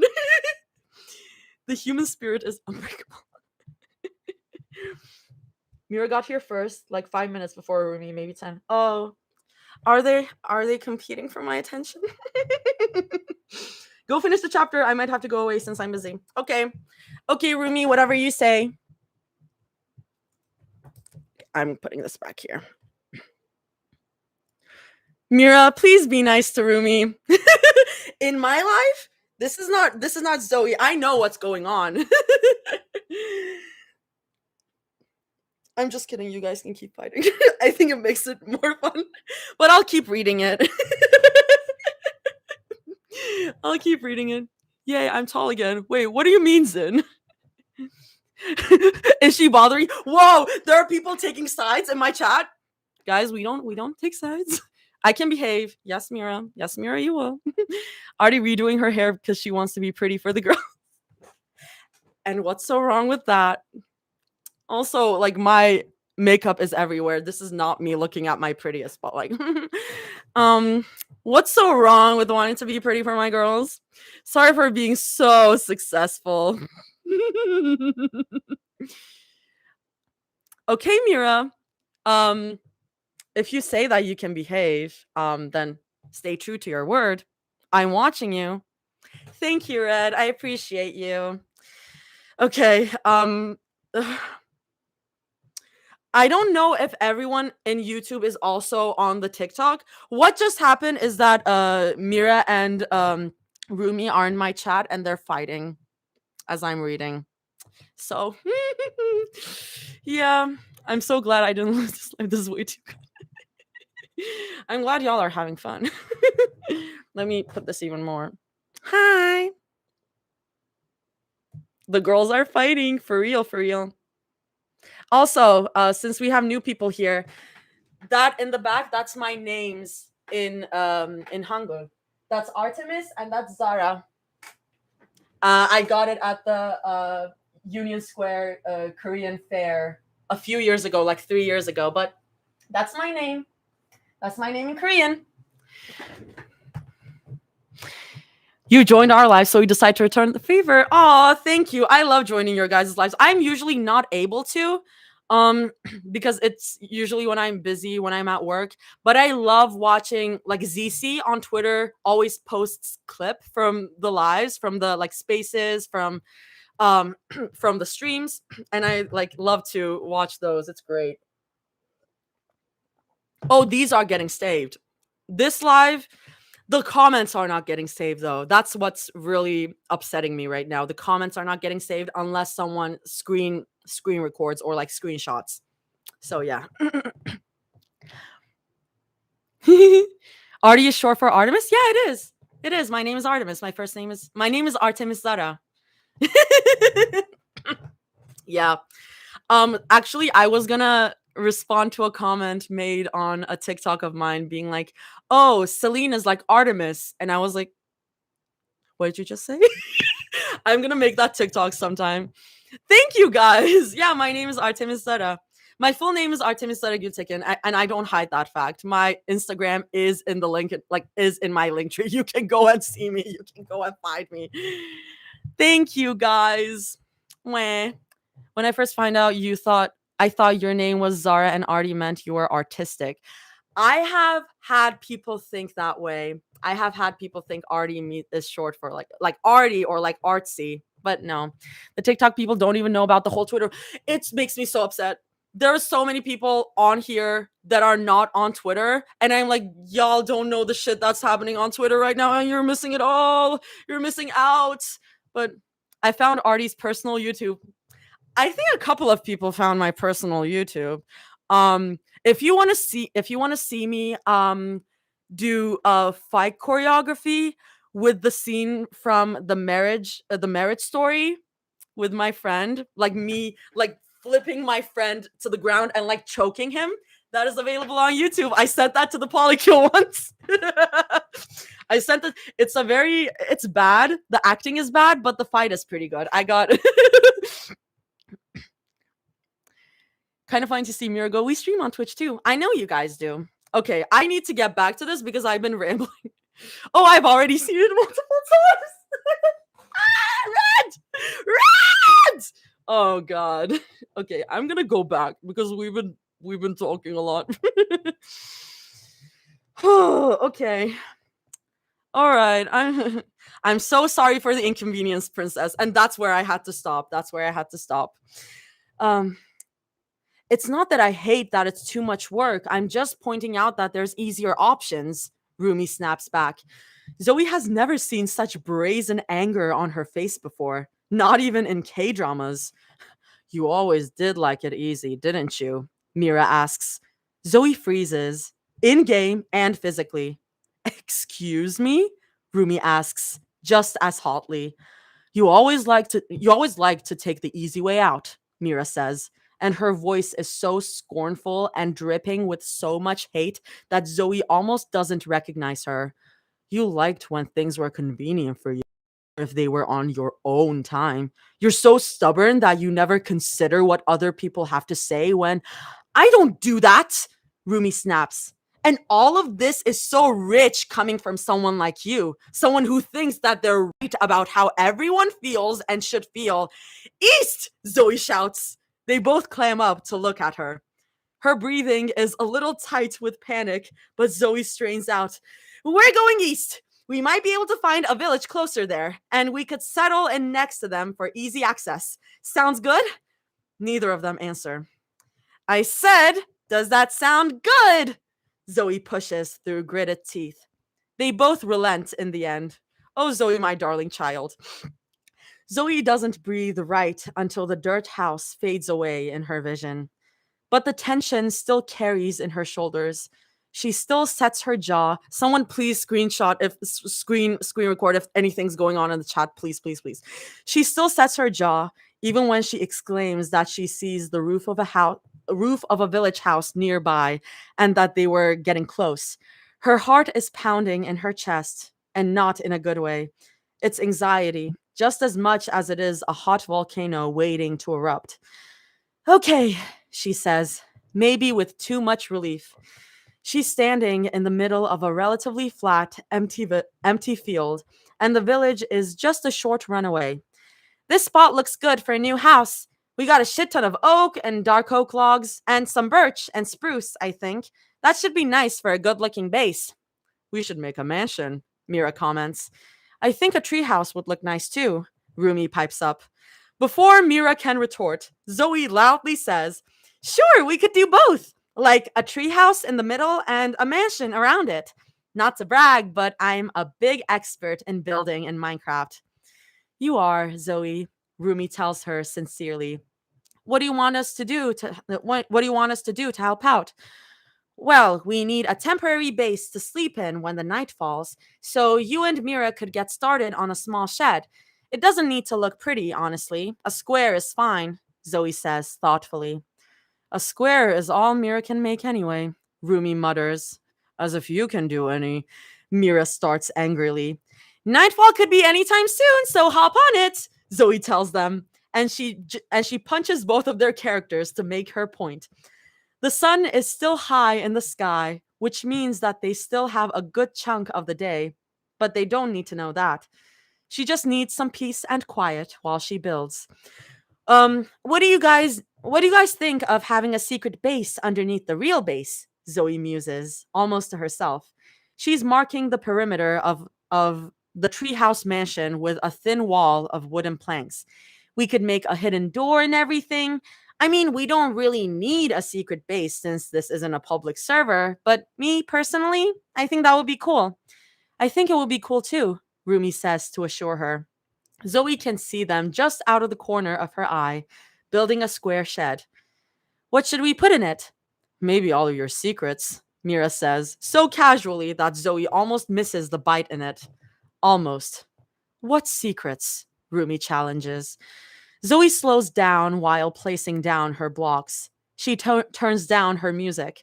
She really doesn't like the way that their voices just got low like that. Low and angry and bitter. Oh, all of them, Mira taunts. And Zoe abhors the way that they both sound right now. They don't sound like her friends. They don't sound like the people who giggle with her every single night. I'd list them all, but you have too many to count. Can't be bothered to remember them all for you. Can't be bothered to remember them all for you anyway. I have secrets? Rumi asks, so hotly that Zoe fully cranes her head to look at her other monitor to watch them. Both of their jaws are set in that angry way, with matching furrowed brows that supplement the fury in their eyes. At least all of my secrets are there to protect people I love. Zoe watches Mira's chest hitch, and the way Rumi begins to stumble, how the anger in her eyes doubles, and her voice rises as if to compensate. But what about yours? Why are you keeping yours? What secrets? Mira challenges, and she laughs like she can't believe that Rumi just asked her that. The only secret I ever kept was when I asked you not to look in the stupid locket that you threw away. How blinded by anger are they that neither Mira nor Rumi realize that they're still wearing them? I'm gonna fucking kill myself. Oh my god. Zoe starts feebly. But she's. How about the secret that you're keeping now? Rumi asks her. Okay, we're getting to it. We're getting to it. We're getting to it. Zoe hates that small smile on her face. It's cruel. It's not Rumi. It's not Rumi. Why aren't you telling Zumi? Mira frowns in confusion. She stares back at Rumi, slightly open mouthed, like she wants to ask what she means, until the implication seems to set in, and all Zoe sees is panic. Zoe can't understand why. Don't, Mira whispers. It's a whispered plea as much as it is veiled in anger that Rumi would even imply it. Mira continues snarkily. I didn't tell her about you because somehow, somewhere deep inside me, I had some level of respect left for you. For you to even think that I'd do anything besides protect her. Are you? Rumi challenges, high pitched, not in embarrassment, but in quiet fury. How is this protection? How can you sit there and call me a chicken shit if you can't even. What about you, Rumi? Mira snaps. Guys, stop, please, Zoe begs, traces of exhaustion in the cracks of her voice. What about me? What about me? Wait, what about me? Rumi snarks. What are you going to do when other people find out about you and Zoe? Mira asks, and each word lands like the sole of a boot to Zoe's chest. How are you going to protect her from that? What are you going to do when people start tearing her apart because she's breathing the same stupid air as their worshipped idol Prin? How about you? Rumi shouts. Zoe's grip goes taut on her mouse and it creaks. I know your stupid family didn't just magically let you off their leash. What do you say? What do they say about her? How much are you willing to bet they're going to hire private investigators to look into her like they did with me? I can handle it. I was always able to handle it, but you never fucking. Mira snarls. She hears something go thud in the house. Maybe something fell from the shelf. Neither of them seem to be moving in game anymore. They're staring at each other hard through the camera, and Zoe almost wants to close her eyes to stop looking at this car crash in slow motion, but she can't. She can't breathe. The bridge that she's holding onto is falling so fast, and she's getting angry about it. You don't deserve her, Rumi says with that cruel curl of her lip. You never even you never knew when to put your ego down, Mira. You always blamed me. You always thought that I did things wrong, but you never. What about all the times you. Shut up! Both of you! Zoe snarls. Her chest is coming up and down in tight movements. It's like the rope has snuck around her chest, and she can hardly breathe. The hand on her mouse is shaking. Neither Rumi or Mira speak. The bridge has collapsed. You don't get to talk about me like I'm not standing right here, Zoe snaps at them. They both open their mouths to reply to her, but Zoe continues through her gritted teeth. I'm not some toy that you guys can pass around for fun.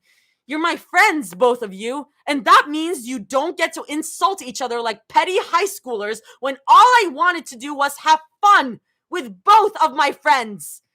She throws her hands up and laughs in disbelief, then smacks her face with her palms. They're both looking at her in motionless shock, but Zoe isn't done with them. Somewhere downstairs, she hears her father yell her name. He sounds faint. Give me a minute! she yells back downstairs, then faces her friends with a look so shriveling that they both look away. Mira, I get that you're angry, but I don't appreciate any of the stupid little remarks you make under your breath when Rumi's just trying to fish. I mean, what's stopping you from just asking? What's stopping you from keeping quiet if that's so hard for you? Hard to do, Zoe seethes. Mira looks down, chagrined. She's running her tongue on the inside of her cheek, but she says nothing. And you, Zoe yells. Rumi flinches. I hate that you respond to Mira's little mousetraps and that you think you'll always have the last laugh if you just clam up right after. Mira's right about one thing, and it's that you run. Mira snorts. Zoe slams her desk, and she stops. But that doesn't mean that you go about it the right way. It doesn't help anyone when you get pushy, Mira. Zoe snaps at her. Mira's smile fades. Her father shouts again, Zoe? It's panicked, but maybe she's projecting. Fuck! Fuck! Fuck! Oh my god, what's gonna happen? Oh shit! Fuck! Shit! Fuck! Shit! Fuck! Fuck! Fuck! Fuck! Fuck! Fuck! Fuck! Fuck! Fuck! Fuck! Oh my god. Going into gremlin pose again. Oh god. Okay. Okay. Jesus Christ. Oh god. Oh, okay. It's panicked, but maybe she's projecting. Zoe's inhale is shaky. It almost feels like an angry sob. Neither of you are the victim. I don't know what happened. God, I don't even care what happened. All I know is that both of you fucked up, and I hate that neither of you want to help me help you. All I wanted was for us to get along. Zoe, Rumi says softly, but the anger is still boiling in Zoe's chest. It makes her hyperventilate. It tightens her throat, and she can hardly breathe. She wants to yell at them some more about how they're ruining the Minecraft experience for all three of them, or that they're both so stupid and all that they're doing is just making each other worse, or that neither of them seem healed from their stupid relationship. But what comes out of Zoe's mouth is an angry sob and her cracked voice as she shouts, Do either of you even like me? Are you just getting back at each other by hanging out with me? Do you two just... Her voice hurts too much to continue. Oh god, no, TikTok, not right now. TikTok, no, not right now. Oh god. She repressed those thoughts so deep in the back of her mind that it almost shocks her when she says them. Just almost. And that brings both Mira and Rumi out of their shocked silence. Mira's the first to shake her head, eyes wide with panic, as she says, What? Zoe, no, never. I like being with you. You're my friend. Zoe, I wanted to be your friend even before I even knew that Mira was, Rumi insists, her eyes just as wide with panic. Oh, Zoe, I'm so sorry. I never realized you ever thought my gifts were never because of... Mira starts vehemently. Zoe hiccups. It's halfway to a sob. Her vision is blurring. She hates that she's crying now of all times. Zoe, please, Rumi begs. We're sorry. We'll stop, okay? We can stop. We'll learn how to get along. We never meant for you to feel like that, Mira says quickly. And Zoe wishes so much that she could laugh at the sheer alarm in her face. She wants to laugh about it. She can't. Shit. I'm so sorry, Zoe. You have to believe me. I do like you as a friend and just someone I could trust. Her father calls her name again. It's softer. Give me... Zoe takes off her headphones and she shakes her head in disappointment. She blinks back her tears. Give me a minute, okay? Just, I don't know, work it out. I'll be back, she says bitterly. She leaves them to do whatever the hell they want. Appa, what do you need? She shouts down the hall. I know what's happening because I saw Twitter. Oh god, this is horrible. This is so bad. Oh god. I know what's happening because I saw Twitter, even though Jamie marked it as a spoiler. I was like, oh, I won't get spoiled, but I saw it. Oh my god. Water break. You're right.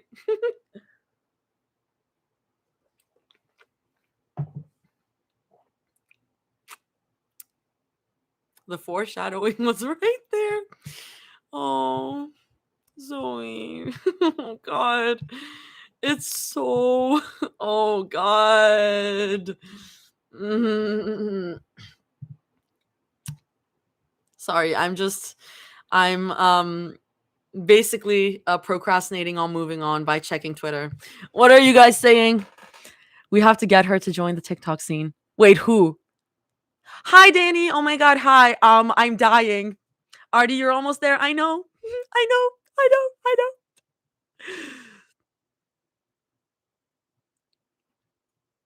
Oh, do you mean Zoe? If Zoe joins as well. Artie Bubs, do you need a hug? I'm hugging you right now. Jamie's just out there laughing. It's so funny to imagine Jamie just sitting there being like my little ants. My little ant farm that I have created right here. She's asleep right now. Damn. Damn. I know, I miss her. Something that brings Rumi and Mira together is their love for Zoe, in fact. Swear to everything she's doing that I am indeed evil. Jamie, you don't have to say yes. But if you'd ever like to join on voice, you are welcome to. Because I do that up until now. I've only had Reef join on voice when I read her fix. Just putting that, just giving that as an option. Jamie, when I catch you sing. Oh, lol, am I joking? Wait, what is going on? Jamie enjoy the chaos they created themselves while caressing a cat like those villains. Oh yeah. Jamie Cruella, someone should draw Jamie as Cruella. flying to the It's flying to PH right now. Okay, y'all. I think yeah, let's just we are like super close to the end. Okay. This next part is I really like the line breaks, by the way. I have loved them ever since like seeing them like when I was reading the fic for the first time. I'm like, this is so cute. I love the line breaks. They don't say anything to each other until Zoe's voice fades away somewhere in her house. Mira sighs. She rubs the side of her head to get rid of the tension that clots there, and she mutters bitterly, "Nice fucking going, Rumi." Rumi's nose flares. "Me? You are the one." She closes her eyes. She takes a few deep breaths, and Mira has to bite down on the inside of her cheek to keep from instigating something to rev her up again. This is exactly what Zoe meant, and she hates that Zoe's right about it. She hates even more that she can't seem to stop. She doesn't even understand why. All she knows is that every part of her body tenses when it comes to Rumi, and that she can't help but put her hands up to punch before she gets the first strike to her cheek. I didn't know that's what she thought, Rumi mumbles. Sorry, that was one. I didn't know that's what she thought, Rumi mumbles, shoulders sagging. She's rubbing a knuckle in the spot between her eyebrows, and Mira thins her lips. I just thought I knew she wouldn't like her fighting, but I didn't think that she would assume we. Mira shrugs in that non committal way. Stop doing that, Rumi says bitterly. Mira resists the urge to poke at the wound again. Instead, she asks, "What? Stop doing what?" "Acting like this doesn't affect you," Rumi snaps. Her face is tight again with anger, and Mira's shoulders square for another fight. I'm gonna get down, sorry. Mira's shoulders square for another fight. It's only been a minute since Zoe left, and they're back to tearing each other's eyes out like street cats. Typical. I know it does. I saw your face when Zoe said it. Seems familiar, huh? Mira shoots back. Rumi's eyebrows press together. If you're talking about the day you left, you didn't look at me like that at all, she says, cold and bitter. Mira chuckles darkly under her breath. You looked at me like I was a stranger. Do you know how much that hurts? Like you didn't just ask me to throw everything away because you couldn't take a little fight, Mira snaps. Her volume is rising again. She's not sure why she isn't tired yet. How else was I supposed to react to that, Rumi? Did you want me to coddle you again? Did you want me to baby you like everyone else does whenever you lash out? All I wanted was to hear you tell me that you still cared, Rumi snarls. That you still wanted to. She stumbles, then pauses, like she can't believe that she almost spilled a secret not meant for anyone's ears but her own. And Mira hates that she still does that. She can hear the roar of the blood rushing in her ears. Did you? Rumi asks quietly, but it's the edge of resentment that keeps Mira's hackles raised. Did you even care, Mira? Did you even care about Do you even care about Zoe now? Of course I Mira sits up in her chair to look at her in disbelief. She can't seriously think that of her. She can't.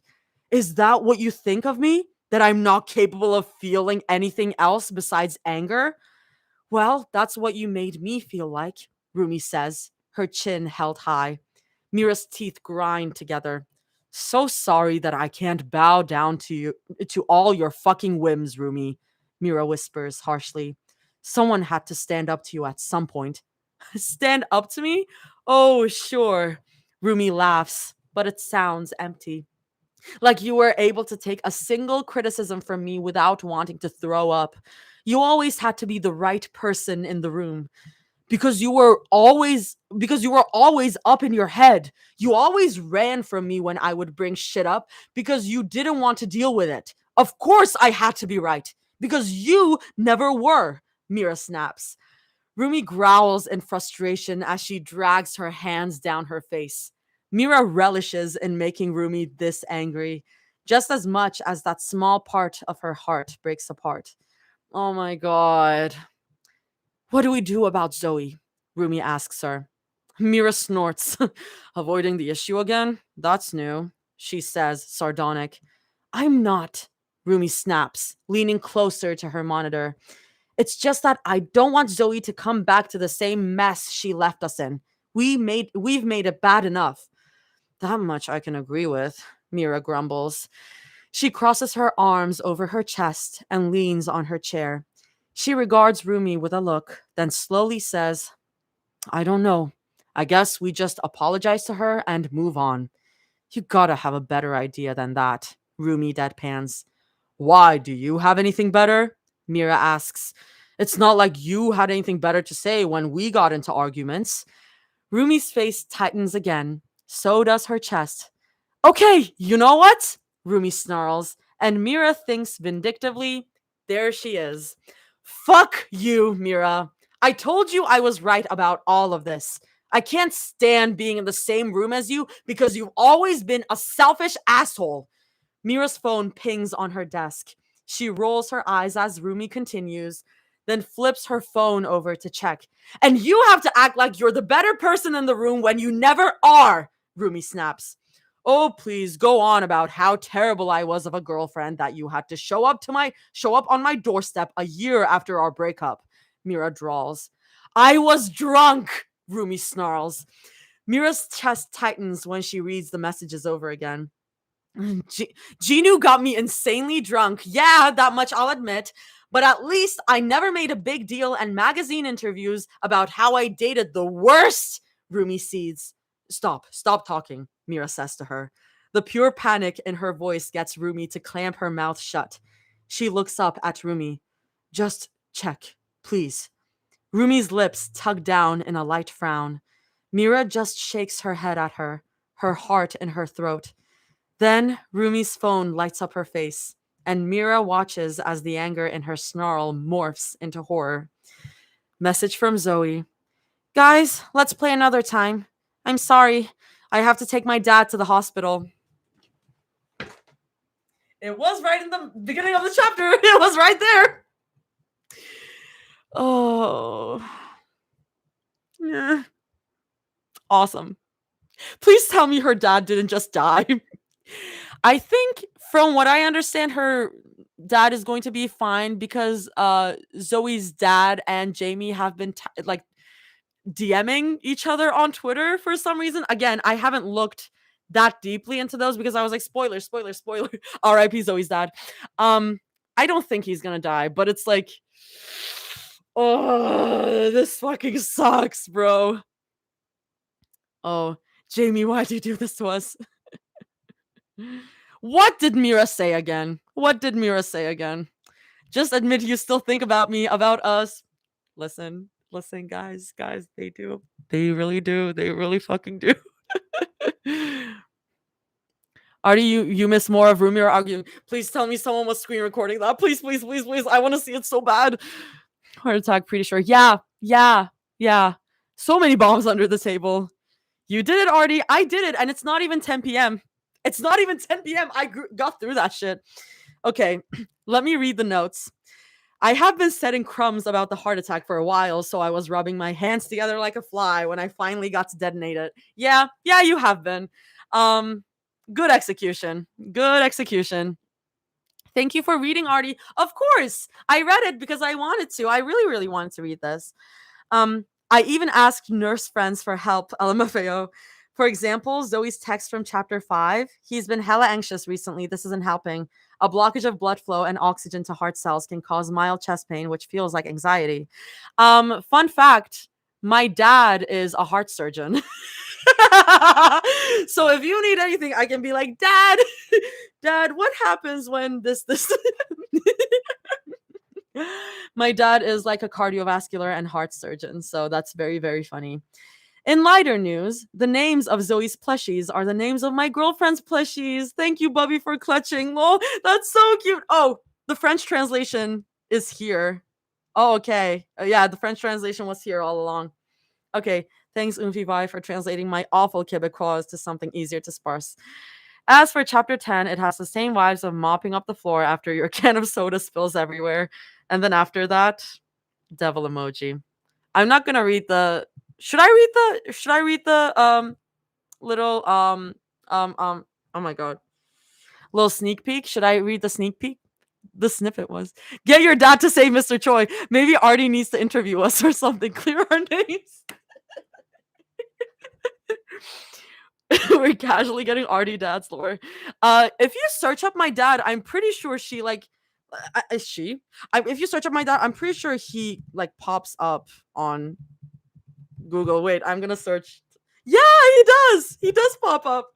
Guys, he is right here, guys. Oh shit! Don't make me. This is my dad. This is my dad in her doctor uniform. I'm gonna read the chapter 10 snippet. I really look like my dad. Oh, wait, I haven't Googled my dad in a while. Oh, you can also find my dad and my mom. Wait, this is so cute. I'll keep that in mind, Artie. Okay, I'll read it. If you want to jump on that chair again, then yes. Okay, guys. I'll read it. Chapter 10, Snippy Snip. Mira reaches for the blender instead. She can ponder her choices after she makes her smoothie for the night. Zoe's dating Ruby, Ginu blurts out. Her hand stills on the blender handle. She feels her breath hitch. What? That's, oh my god. What?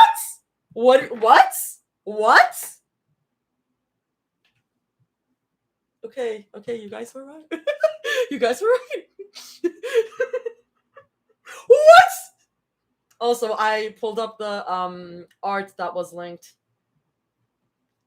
Oh, my precious. Wait, guys, it's of Zoe's like little breakdown. Wait, guys, look at the art. Do either of you even like me? Wait, guys. Junior starting shit, classic. Yeah, it is. What in the whole moon? Oh my god, the art. Oh my god, you're playing Minecraft? We do like her. Yeah, you guys do. I know you guys do. I know you do. I cannot take the fight seriously when I remember Rumi has cat ear headphones.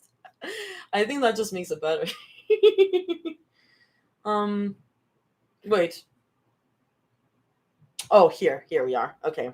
Cool, let me leave. Kudos. Oh, oh god. Oh. It's so funny that this chapter went up on time because AO3 was not down for 20 hours. That's very funny to me that AO3 was just like, we're gonna be down for 20 hours, and then it was like 9 hours when I was sleeping. And I'm like, okay. Yeah, she looked like a dork. Mira, be nice. Mira, be nice to Rumi. What if I decide to get cat ear headphones? Are you gonna make fun of me then as well? Are you gonna make fun of me too? Okay.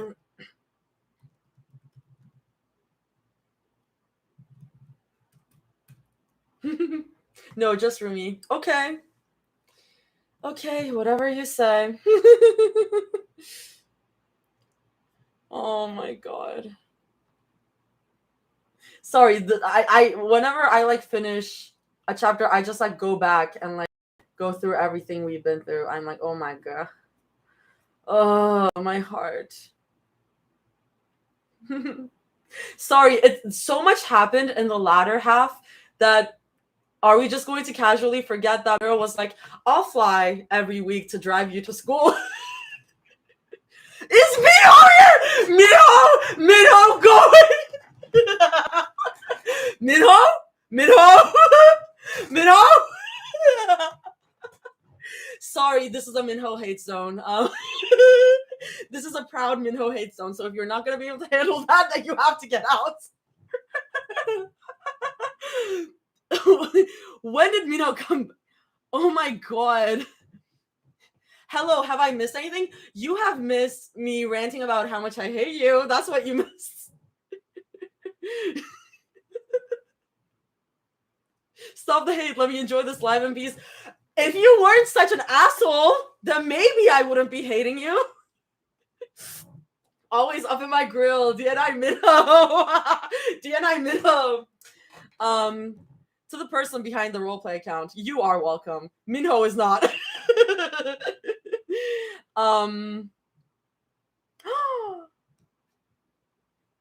Ooh. Sorry, I got an email and I was looking at that. Sorry.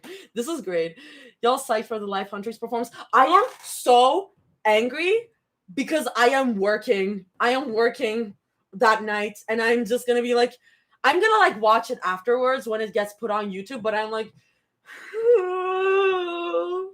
and it's so annoying with like Jimmy Kimmel tickets, with the talk show tickets, with the late night tickets.